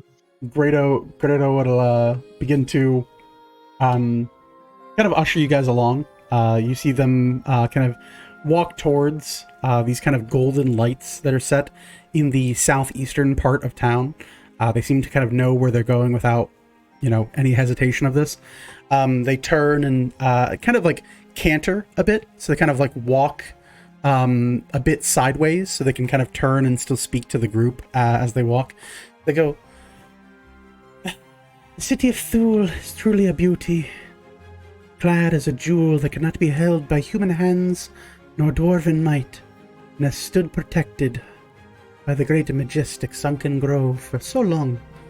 You can smell it in the air, peace and harmony, as all things ought to be. Tell me, is your town like this, where you come from? No, this is truly unique. Yeah, no. There is a I beauty mean, in I such can things. say. Oops, sorry. Go ahead, please. Speak freely, little nothing. I can say the place I come from also smells, but I don't think it's quite as nice. Where is it that you come from, my boy? That's the thing. It ain't really on no map. Ain't really Just on smell the it. map, he say. Okay, sure. You are a man of the world, I say? You could say that, yeah. I have said such things, yes. Very good then, little lordling. May you be beyond the reaches of maps, never held down or penned to history. And the rest of you, are you also from these mud villages?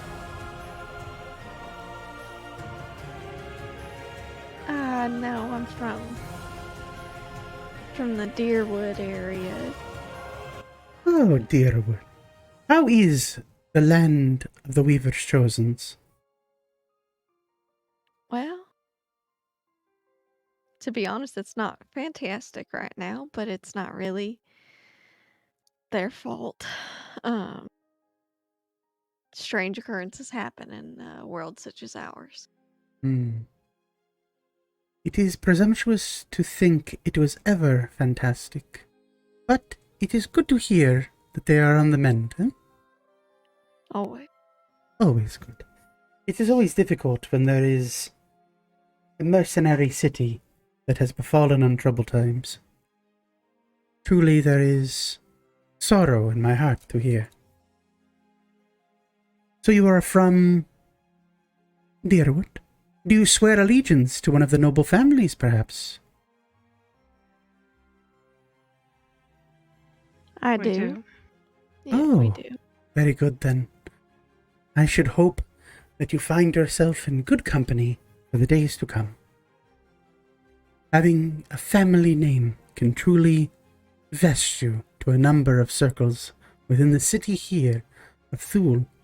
Influence, power, and wealth go much further than you might think. But here's our first stop. They gesture forward after roughly about 5-10 minutes of walking this whole time, and you look and there are these bright golden doors that are more gold paint than actual gold. And there is a brightly lit, kind of like flaming hen in front of the door that kind of like glows in this bright, almost strange, like kind of a burning look, yet there is no heat emanating off the front of the door. It's clearly a illusionary effect to make it look like a burning hen. Greta looks to you all and goes, very good then, lords and lasses. If you'd like, I can escort you inside and perhaps answer any questions you might have of Thuul. But I do think, quite realistically, seekers of Gulanti, you have a meeting to attend to. Thank you. Thank you, I believe we do. Very good. Should you require Grado's services, simply toss a silver coin into the air, and I will arrive. Provided you are on the streets, my friends. Does it have to be silver? Yes, I have a phobia of gold, and copper is the poor man's coin. Understood. And so it shall be understood. Very good, then. I hope you survive your meeting, dear seekers of Gulanti. You seem not boring, but interesting. Oh! I'm from Lake Juniper. I know you asked, and yeah, anyway, now you know. Lake Juniper, you say? Mm-hmm. When was the last time you arrived in Juniper?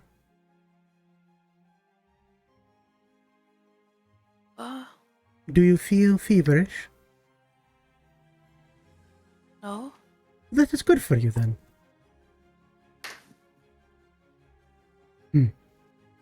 Well, we will talk should you need my services again. But until then, be well. And, as a professional courtesy, they reach down into their pocket, and you look and like they've never truly been close enough to Kobold Jones, but they produce a small belt pouch and hand it back to Kobold Jones. Go. Do be mindful here in Thuul that while conflict is not allowed, a number of things don't violate the rules. A lesson you must learn first.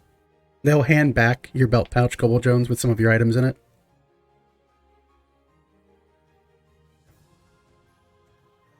No, alright. Thanks. Of course. There is a number of interesting people with their eyes upon newcomers. Many who would see harm come to you. Should you not have friends who know who to hire, to keep an eye out for you when you stumble into town centers, your experience will differ here in Thuul. Powerful friends, influence, and gold always go farther than you think. Be well, seekers. They'll turn, and it doesn't take them more than 5 feet away from you before the fog is too thick to see them disappear in the fog.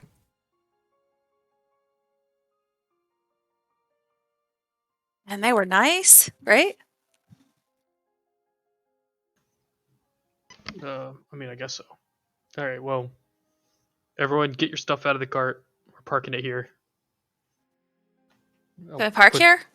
And is there a sign that says we can't? No? We're No. parking here. Okay. Alright, I'll put on some sort of stops, or I'll pull a brick out of my I look to backpack. see if there's anywhere else where it should be parked. You look around. There, not a lot of people have carts here. It's a lot of like, again, people walking on foot or carrying, like, the big thing you see is like long bamboo and like wooden slats with bags on either side of it that are over people's shoulders carrying items that way. But carts and the like seem a little bit too big for these streets. The streets are kind of a little bit more narrow than you're used to for like industrial worlds or industrial cities.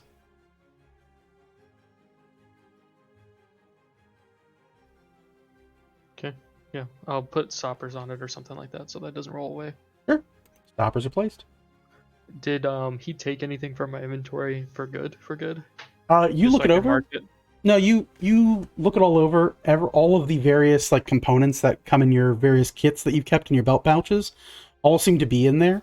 You do, as you open the pouch that they handed back to you, you look and there is a rose, this kind of like strange looking purple rose that has heavy looking thorns wrapped around it, sitting on the top of your bag.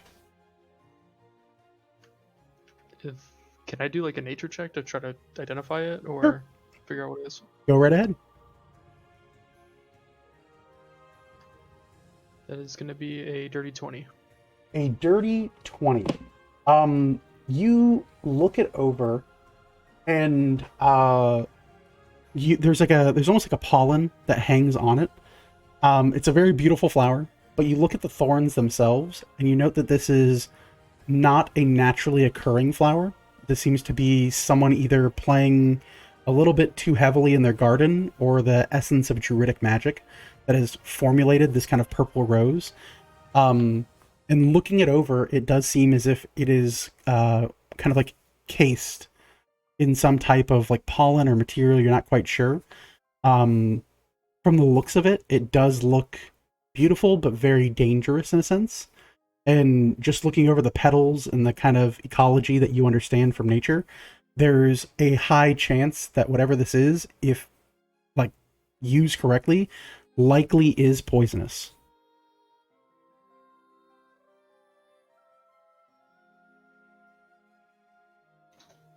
Okay. I'll leave it in there and just be wary of it. All right. Okay, well, I mean, I guess we go in then, huh? Sounds like a plan. Okay, Yep. I'll go to the door, I guess. All right. and Up go to the to door. open it. You go in. You wander inside of the inn proper.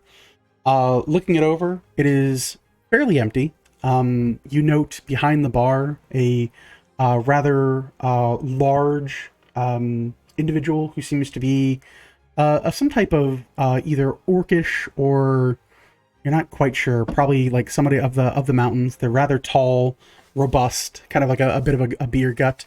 They're dressed in very light-looking clothes, and they kind of give a soft nod to you as they sit there cleaning a glass. There are a number of tables that all sit primarily empty. A few folks do cling to the various edges, all engaged in conversation of the like. As your group walks in, the orcish bartender looks in your direction and goes, "Greetings and afternoon. Or is it evening? Either way. So what can I serve up for you folks? Pull up a chair if you need to." As they speak, you hear another voice cut across the room. You hear, "There'll be no need for that. They're on my tab, Brunus. Send them over. I'm ever so curious to meet them." And you see the orcish bartender look almost a bit pale for a moment. Gulp. Go, "Whatever you might be needing is on the house, it would seem. What can I fix for you?" You look over and you can see on the far end a kind of like small, almost booth that sits towards the back of this like first floor of the inn. And there are these beautiful looking silk curtains that are softly illuminated by a candelabra on the table within, but the light kind of shadows out an individual, and you can see two curled horns that softly glow on either side. I don't really like to eat or drink until business is done. Oh, good for you, lad. The rest of you? I will happily take whatever you are having. So for I am not drinking right now. Oh, Then we wait. and you wait. All right, then. Either of the 3 or 4 of you? Y'all got any fruit juices? Yes. I've got a number of fruit juices. What are you hoping... Or what ails you, I should say, my good boy? Nothing ails me. I'd like to try something local. Very good. Have you been traveling? Walking? Indeed. I will help. Not so much walking. No walking. Conflict fighting? Perhaps. Perhaps. And I've got a blend for you. You ever had a Thuul fusions? I've heard great things about them, but I've not tried them myself. No. I will whip up a berry blend for you, boy. He starts already reaching under the counter, pulling out fresh fruit and popping it into like a mortar. And he starts kind of like getting these together and start grinding down fruits. You see like a couple of like carrots and things that start getting ground down. Looks at the rest of you and goes, "What else can I get for you, lords and lasses?" I think I'll be good till after the meeting as well. I do appreciate it though, Bruno. Thank you. Bartholomew looks over and goes, could I get like a glass of milk? That like feels like that's the vibe here. So I've got a glass of milk for you. Goat's milk, cow's milk, or perhaps you're made of tougher stuff. You're hoping sap milk, made of a nut. He goes, "Oh, never had that before. Sure, I'll have the old nut milk. That sounds great. Good on you, lad." And he'll finish up and like grinds down a berry puree, and you see like warm water go into the mortar and pestle. It's kind of sloshed around there for a little bit, and slowly you see like 2 different types of milk be added to the berry blend before it's twisted out and poured into a tall, like almost a smoothie in a sense, and set before you, Orville. A small umbrella is made and sat in your drink. They then go and they produce a large pitcher and pour a tall glass of milk for Bartholomew and set on the counter. Charles hops down from Bartholomew's sleeve and goes, "Cheese. Give me your cheese." Cheese. They've got cheese for you, lad. And reaches down and produces a very small wedge of this white, almost like mushy looking cheese. Goes, "It smells weird." He goes, "Of course it smells weird. There's no animal byproduct in that. All natural from the grove itself." Huh. Vegetarian cheese. Weird. Takes a bite of it. It's delicious. And goes and climbs back up Bartholomew's sleeve. Charles. What? Do you say? I'm not what do sharing. you say? No. What do you say? What do you say? Gimme? No. You're welcome. Thank you. You're welcome. No. He tucks into Bartholomew's jacket.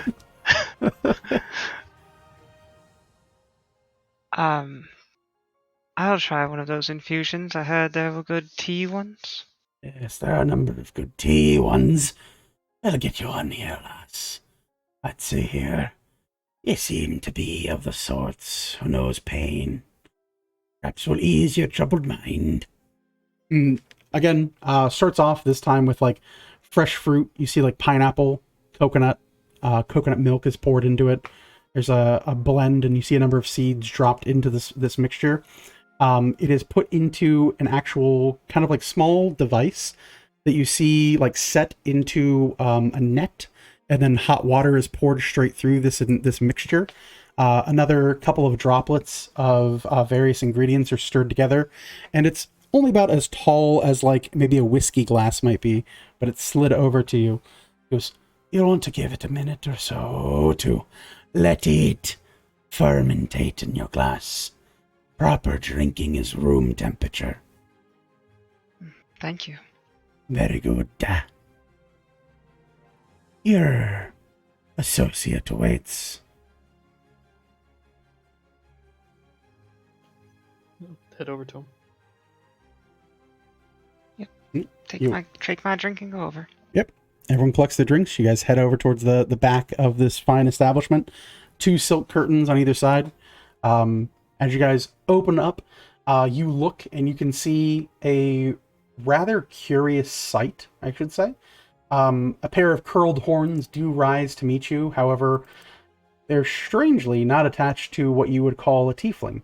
Instead, you see a woman in a kind of mustard cloak that emanates off of one side. A heavily armored left-armed gauntlet extends out.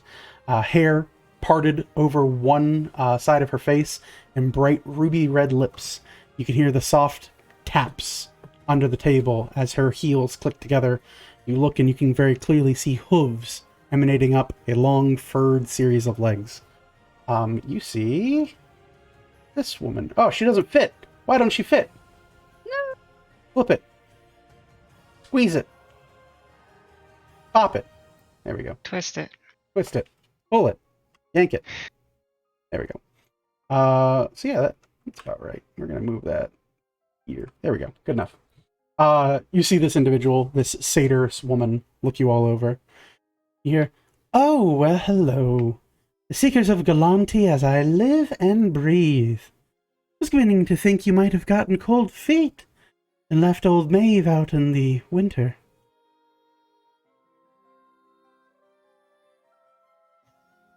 How's it going? Going well. Have yourself a seat, please. Let's see. Armor, purple scales, a tail. New addition. Kobold Jones, right? That's right. Very nice to meet you. I'm Maeve. Nice to meet you. Is she going for a handshake? No. I'll go for one. I'll extend my hand. You extend your hand out, looks at you, goes, "All right." And will reach forward with her what are you shaking with, your left or your right? She has both arms seem like they work, right? Yeah. Right. Okay. She moves up her right hand. You see this kind of like furred hand and fingers, and grasp it rather firmly, and shakes your hand, goes, "Pleasure is all mine, I assure you." All right, I'll sit down. Please, help yourselves. Plenty of room in the booth. Take a seat. Thank you for meeting with us. Of course, thank you for getting our letter. JJ will also take a seat. Well met, Velithil, JJ of the Lightning. I believe Nice. I We'll see take a seat. Orville. Ladies, do you care to join us? Okay, rock, paper, scissors, shoe on the outside of the booth because it's the quickest to the bathroom and I don't want to be stuck on the inside. There are 2 outsides. I'll take one outside. Like the other. Yeah, there you go. It's like it opens so you guys can get into it. As you sit, she goes, "And very well met to you, Celeste. And of course, Morgan. Very curious." Moment. How do you know my name? We've Hello. never met, have we? No, but there are ways of knowing things. Primarily, there's a very loud individual who speaks of your names every morning, noon, and night. And we do get that channel here, all the way up in the mountains. You'd be very surprised how many people are tuned in to MMLR 660. It's becoming, well, a rather fantastical thing to discuss, really. Every morning a new story, new musical acts, guests, and of course, the summation of a number of plans that are in the works to see that good working folk like myself and yourselves no longer have a place to call home. Which I believe is the long and short of our meeting here now, isn't it? How was the road? Hopefully you travelled well. Oh, it was okay. Yeah, I think so. treacherous, cold. You know, just another day. Hmm. Yeah, we didn't get caught up in the avalanche. Can't say it's too bad now. Well, there were an avalanche. She didn't hear it? Unfortunately, you arrived rather late. When I was aware, it took quite a bit of time from the moment eyes were set upon you here in Thuul towards getting ready to be prepared. And slumming it here now for quite a bit of time, awaiting your arrival. Or the news that you'd gone so far in the other directions. We weren't quite sure where your allegiances might lie.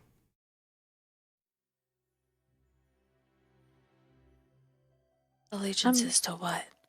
Yeah, I'm not quite sure that we know where they lie just yet either, but I assume that's the content of this meeting. I suppose that would be the content of this meeting indeed, Miss Lightning. You see, I am typically, to be quite honest, not the diplomatic type. I'm more of a problem solver of sorts. But, well, days as are they are right now, we're looking all hands on deck, so to speak, as it were to come to that. It does me great deals of hope and good to hear that your allegiances are not set in stone at this point. But I am rather curious, now that you've pulled your cards from the table, if you still want to have skin in the game, or if the Seekers of Galanti are so far removed of the plights of the many, as it refers to the East.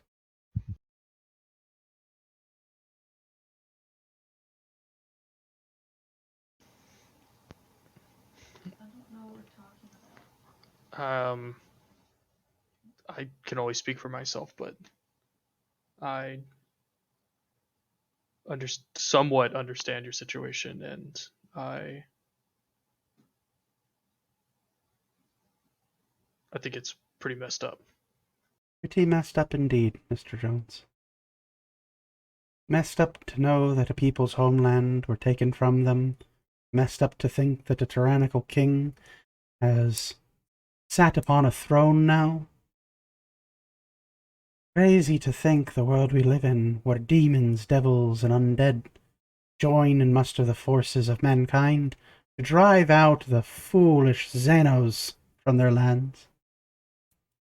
Too much fun to be classified as a monster these days. Wouldn't you agree? I mean, I don't think it's fun, but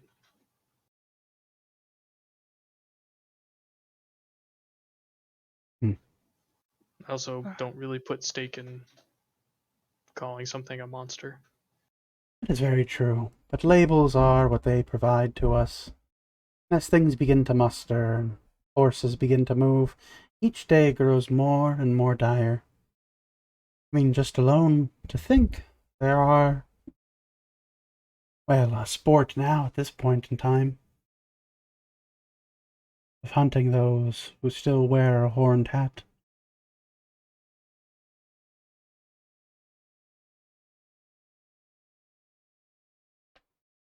But please, I'm sure it's been a very long journey for you. Tell me, how is the world outside? Beyond the borders? What joy have you inspired in the world these days? What good have you put back into it?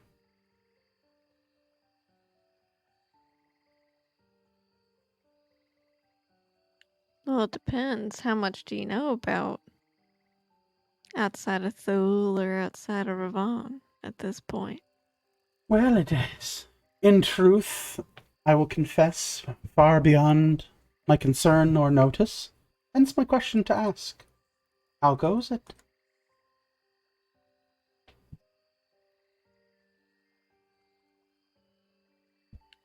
I think it's got its quirks, to be honest. I think it's pretty much shit out there. Pretty shit out there. Curious. How do you find the fear of Artnam on your lands? I've heard a great many deal and whisper from a bird that speaks of havoc and destruction wrought from beyond those mountain ranges. Fairly recently, too. Did you flee from such? No, we No. repelled them, but they won't be done anytime soon. I mean, I would say we helped repel them. It wasn't just us. I was referring to the city as a whole. So, I believe that's a good point to discuss then. I think there's an understanding, something that we could have that you might need in that regard. For what we know of, the Earwood, of course, doesn't have a standing military. It's focused primarily on the good-natured folks known as Weaver's Chosen, who are preoccupied with their various gambles and gambits for godhood. Your power cannot be understated. Surely even my employer, shall we say, is very aware of the growth that your little group and association has shown. And with that, of course, there are considerations for that. But 6, or rather 7.5, little cutie. She points at Charles and taps his nose. He's like, is he still eating cheese?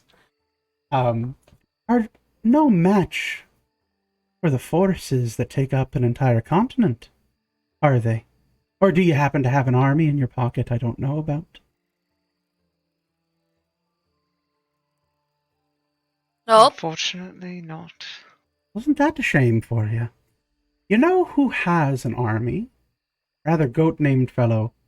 One who's looking to fight back against tyranny, the resistances of many, and to seek to restore people to their homelands. I know this. It's Oh? go. The ram. Oh. It's the ram. Get this lass. She'll reach into her jacket and flick you a gold piece. Woohoo! Winner for the day for you. But I'd mind your P's and Q's if you'd be so kind. Such names are not openly spoken here within Thuul. There are many who oppose the freedoms that we claim upon the lands. Better right, darling. I've already paid everyone in here. Better be safe than sorry around here, I guess. Well, we didn't know how to accept you, considering the circumstances between Mr. Honeycutt and our association. So I like to be prepared. There were a grave deal of misunderstandings that came to pass between us, and hopefully we can all move on from it. Oh, very good. I can openly say that my employer is interested in moving on from it, and bears no ill will nor grudge for your murdering of one of the final giants that still roams the lands, the true sons of the mountain ranges, and a true heir to Ravon itself. In exchange, they of course offer their condolences on the pyre you had to light for your dear friend Honeycutt.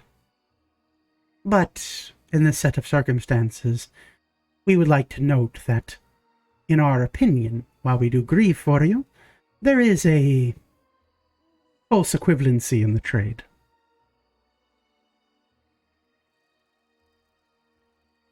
The gravity of what we did not come to mind until after. So To I be don't disagree honest. with you.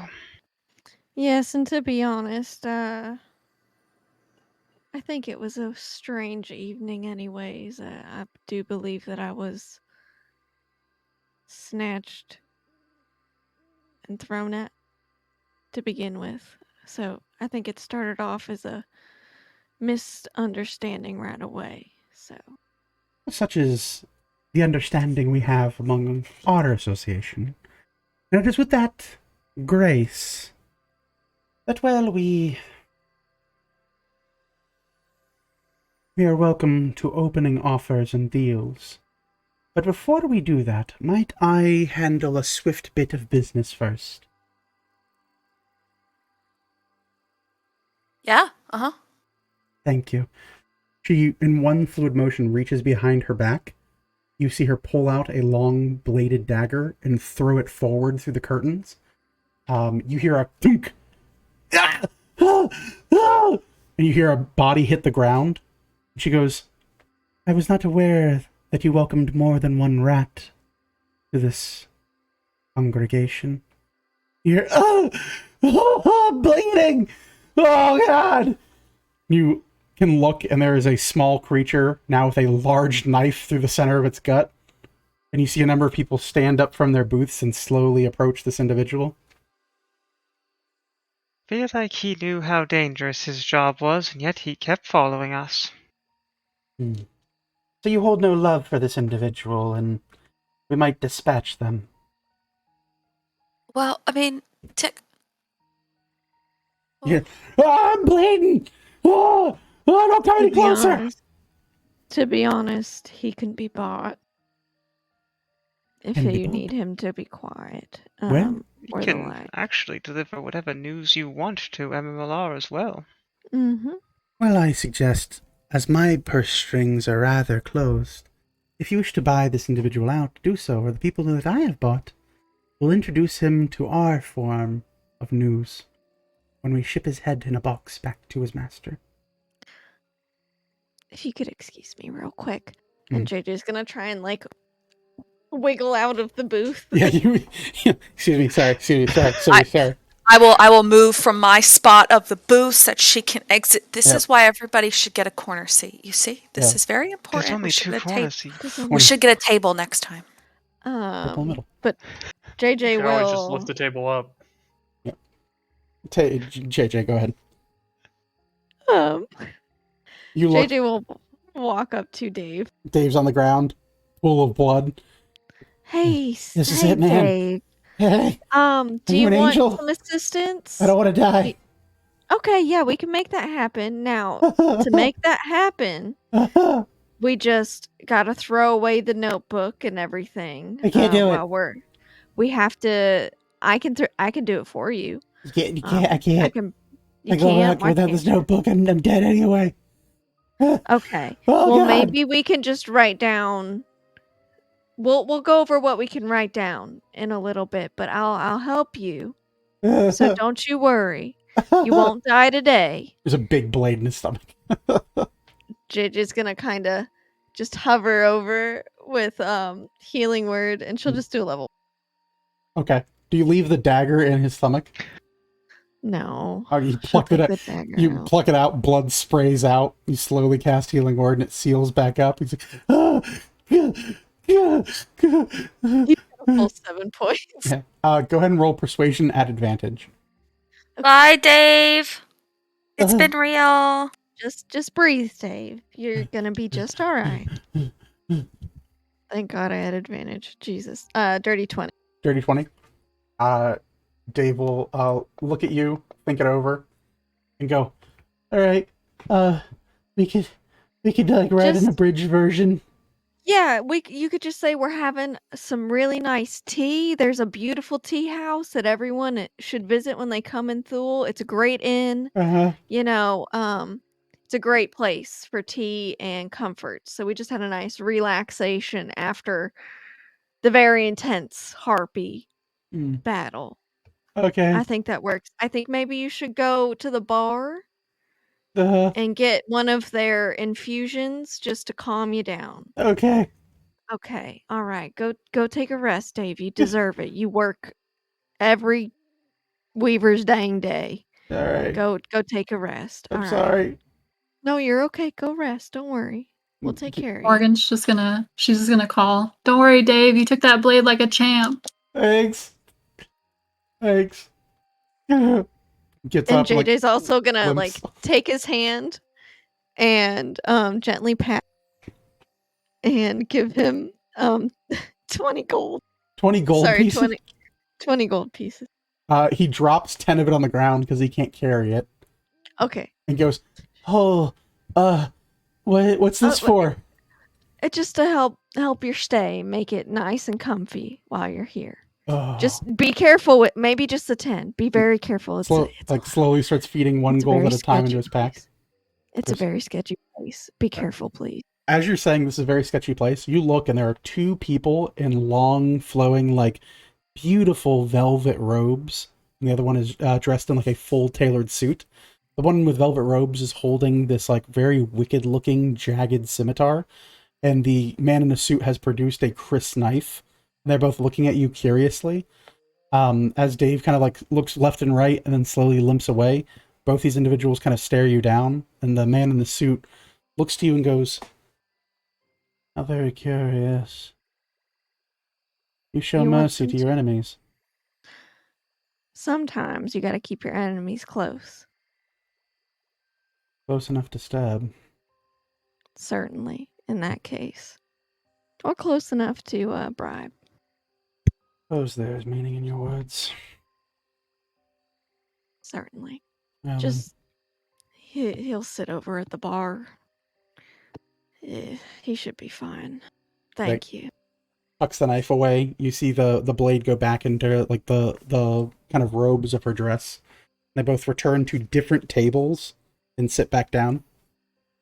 You return to the group, I assume? Yep, JJ will get back in her spot.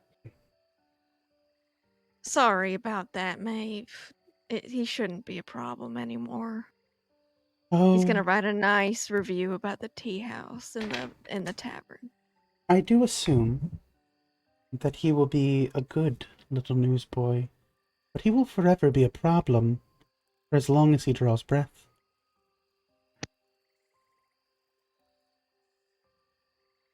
I think you'd like less attention brought here at the moment. Perhaps there's wisdom in this. I'll take it in consideration, Miss Lightning. But the motion on the table to discuss, if we are freely able to speak, is the assistance of the Seekers for the Ram's army. There are a number of high priority members that have made life in Ravon miserable and have been leading hunts for the horns for quite some time. A group of very powerful individuals possessed of amazing and spectacular talents that have now become a nuisance to the lands.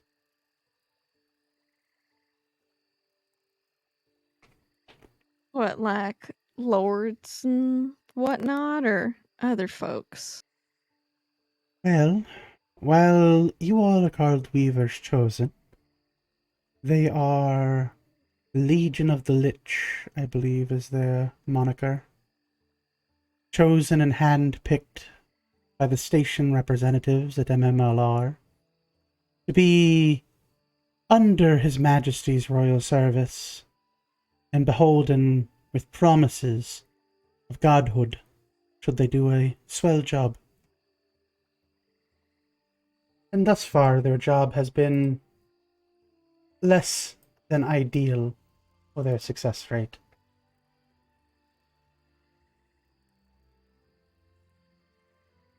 What have they done? They have burned villages, routed out individuals, cleansed a number of people from the populace of Ravon. Even those who wore horns who are not part of our cause have been driven from the shores of Ravon quietly and swiftly, both in acts of the secret police themselves and the royal guard, as well as open conflict in smaller settlements. Many of the tieflings, satyrs, and others who bear a horn are being hunted down, as well as any of those who still have heritage of giant's blood. The newly crowned king is cleaning home, as to say, and has started their purger of the Ravon shores, with getting rid of anyone who might still hold claim to Ravon.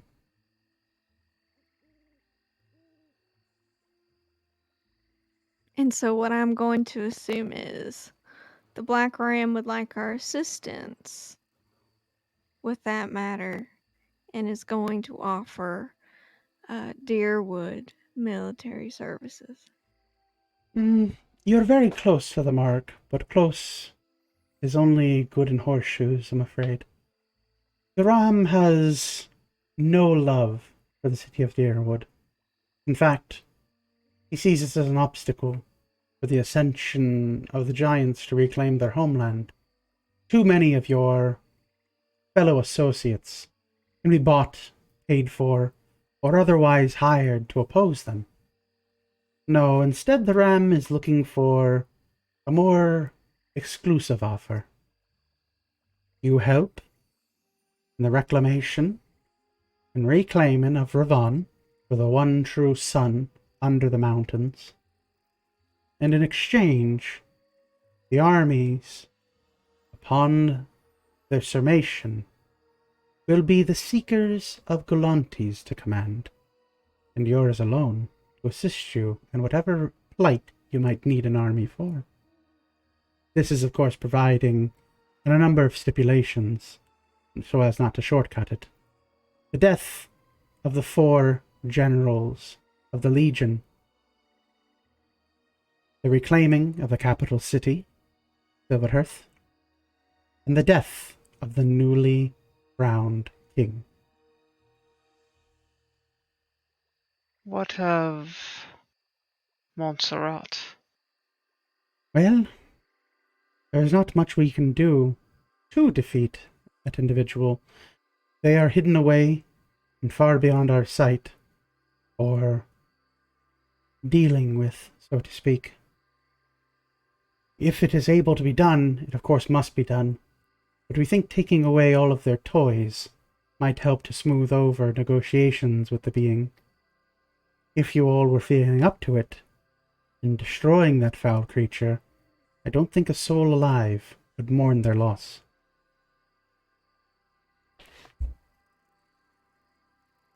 Okay, I just want to make sure I understand. We have to kill 4 generals, reclaim Ravon, and kill the king of Ravon? Correct. That would be what the Ram is looking for mostly. There are other options. You may not have to be directly involved with the taking of the capital. There are a number of things we are looking for in particular. But such things cannot be openly discussed until we know that we have your support. There are wheels in motions, ancient prophecy nearing its formation, and a number of individuals are not feeling up to the task, as much of these prophecies speak of heralded individuals of unsurmountable power and potential, which I assume would be each of you. Or at least, many of the Council of the Ram seem to believe it to be individuals such as yourself. No normal folk could have survived what you did. No normal folk could have felled a giant in the way that you have. No normal folk could have seen through the layers of webs of deceit that were present upon the lands you entreated. Truly, there is something to this. And I, of course, am, well, open to the potential idea. Working with you would probably be better than working with most.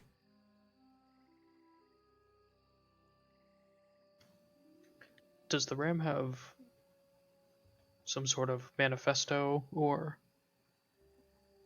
writings to state what he desires or what should be?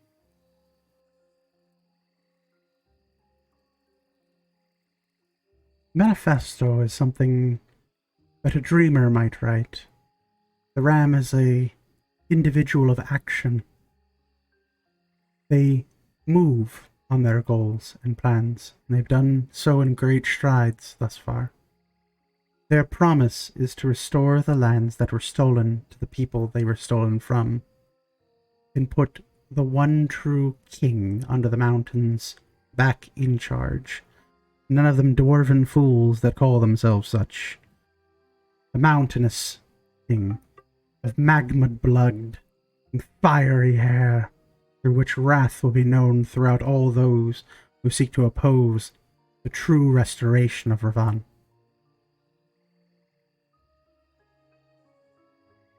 And I've got to ask, what would Ravon be? Would it be a welcoming place? A free city-state for all of those. Even those who have scorned us in the past, the humans themselves.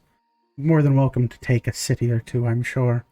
It's far away from the capital and probably on the border of your mountain ranges. We don't seek to purge the human plague, as it is, simply to cull its numbers and restore balance to what once was. Before they were blessed by the Weavers chosen to defeat the giants themselves, rather the Weavers themselves at the time. The human race was, well, foolish in a number of avenues, as history will tell us. Failed to make peace with the elven folk. Failed to be making peace with the first folk of the land. Always holding in their heart desire and conquest. And then you said there is a prophecy. Indeed. Who foretold this prophecy, or who was it handed down from? It's been spoken from soothsayer to soothsayer, within the borders of Aurelia to the southern reaches of Ravan, generation to generation, whispered in secrets, carved within the very stones and foundations of Ravan itself. Within the geothermal plates it is spoken of, and deep below the crust of the earths, there lies in wait a prince that was promised, a towering inferno of rage who will beckon forth the dawning of the end of Ravan as we know it.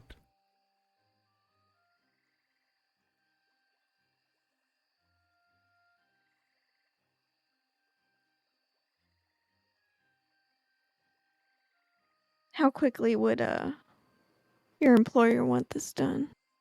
The sooner the better, but there are no pressured timetables on you. Just know that with each passing day, the four generals seek out, destroy, cut to ribbons, and break our people. Our numbers dwindle each and every day. We lack support. We lack militaristic strength and organization. And we only hold out hope that the small few fighters we have are able to complete a number of the objectives that the Ram is hoping for, so that we may make a formidable attack. We've reached out to a number of allies, so such that they were. Yet many borders have closed to us, many doors no longer sit open. The ears of the free people of Aurelia are upturned to us, and it seems to be a battle already lost in the hearts and minds of the many. But there is hope, and there is promise in our fight for freedom, and we hope that you see that in earnesty, and know that you might yet have the power to save it. Otherwise, we will just be washed away in history, forgotten, as a blip on the radar of all things to come, and so shall pass.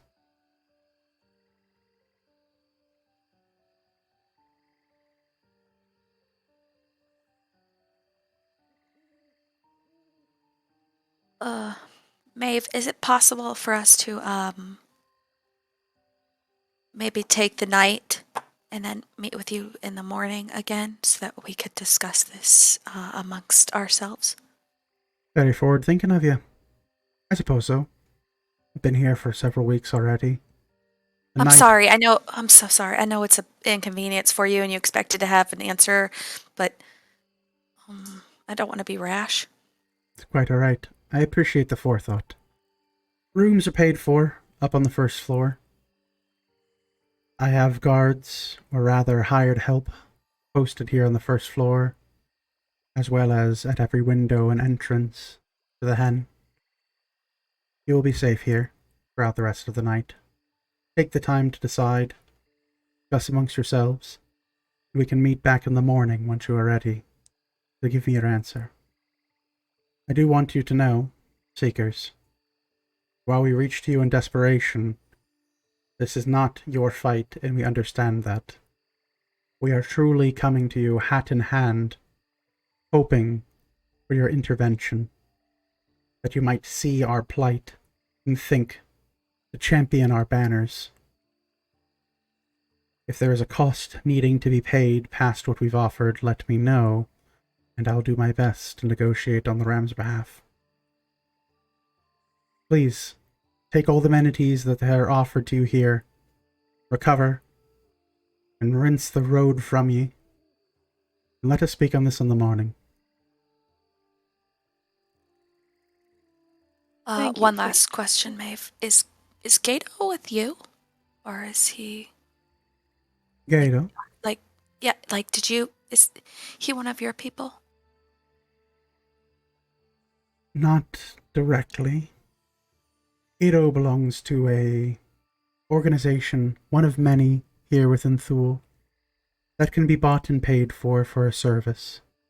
Primarily information, such as the comings and goings, or introductions made to a guard.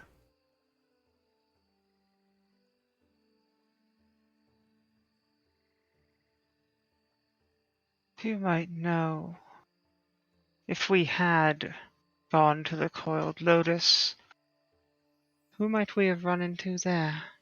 A very different representative, that to be sure. I know not their name, but their struggle is mirrored to our own. Do you know who they serve? I have my assumptions, but I've made a good point to not meet with them. Should you wish to be my guest, they might be expecting you.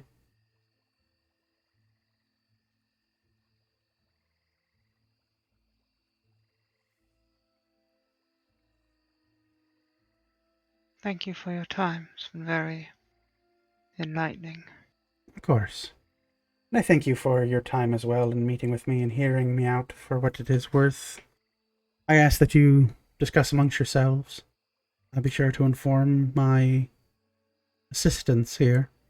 Not listen in on your conversation and make sure dear Dave is kept away from your presence. We'll make sure they're in very good company. The rooms have keys in their doors already. I appreciate your group size, so we set aside 9 rooms. Should you need them or not, they're yours to utilize for the night. Food and beverages are all paid for here as well.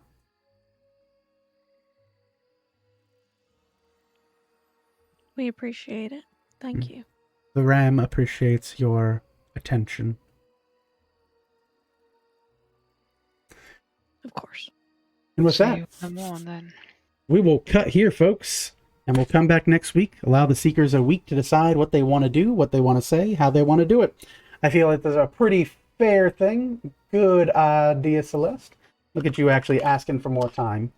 You're pulling a regular Bilbo Baggins here, asking for time. Just a little bit more time. Just a little bit more time. Let's see here. That's the guy from Lord of the Rings, right? Oh my fucking god. Yep, sure is. I mean, that's not wrong. It's not entirely wrong. Technically, He's the intro. He's the guy. He's the right. He's the uncle of Frodo. What? we're getting there. The more I hear it, the more I'm like nodding my head. Yep. All right. Let's see. Is that wrong? You're not wrong. We're just. Nope, you're not wrong. I'm just in pain. That's all on me, real quick. That's all I gotta say. Let's see here. She's doing like cute chibi stuff. Sure, why not? We're gonna raid Hida. She's a cool artist. She's doing her Your Character Here arts tonight, so she's pretty cool. She hangs out with my cool friend Starry Nico Art. So they're all in that same community. Give them a raid. It looks like everyone else is several hours in on D&D, so tune into an art channel. Why not? Every so often. As always, guys, we'll look forward to seeing you next week. I've been Kareem Zamir. They've been the Seekers of Galanti. This has been Second Wake. See you next Monday. Peace out.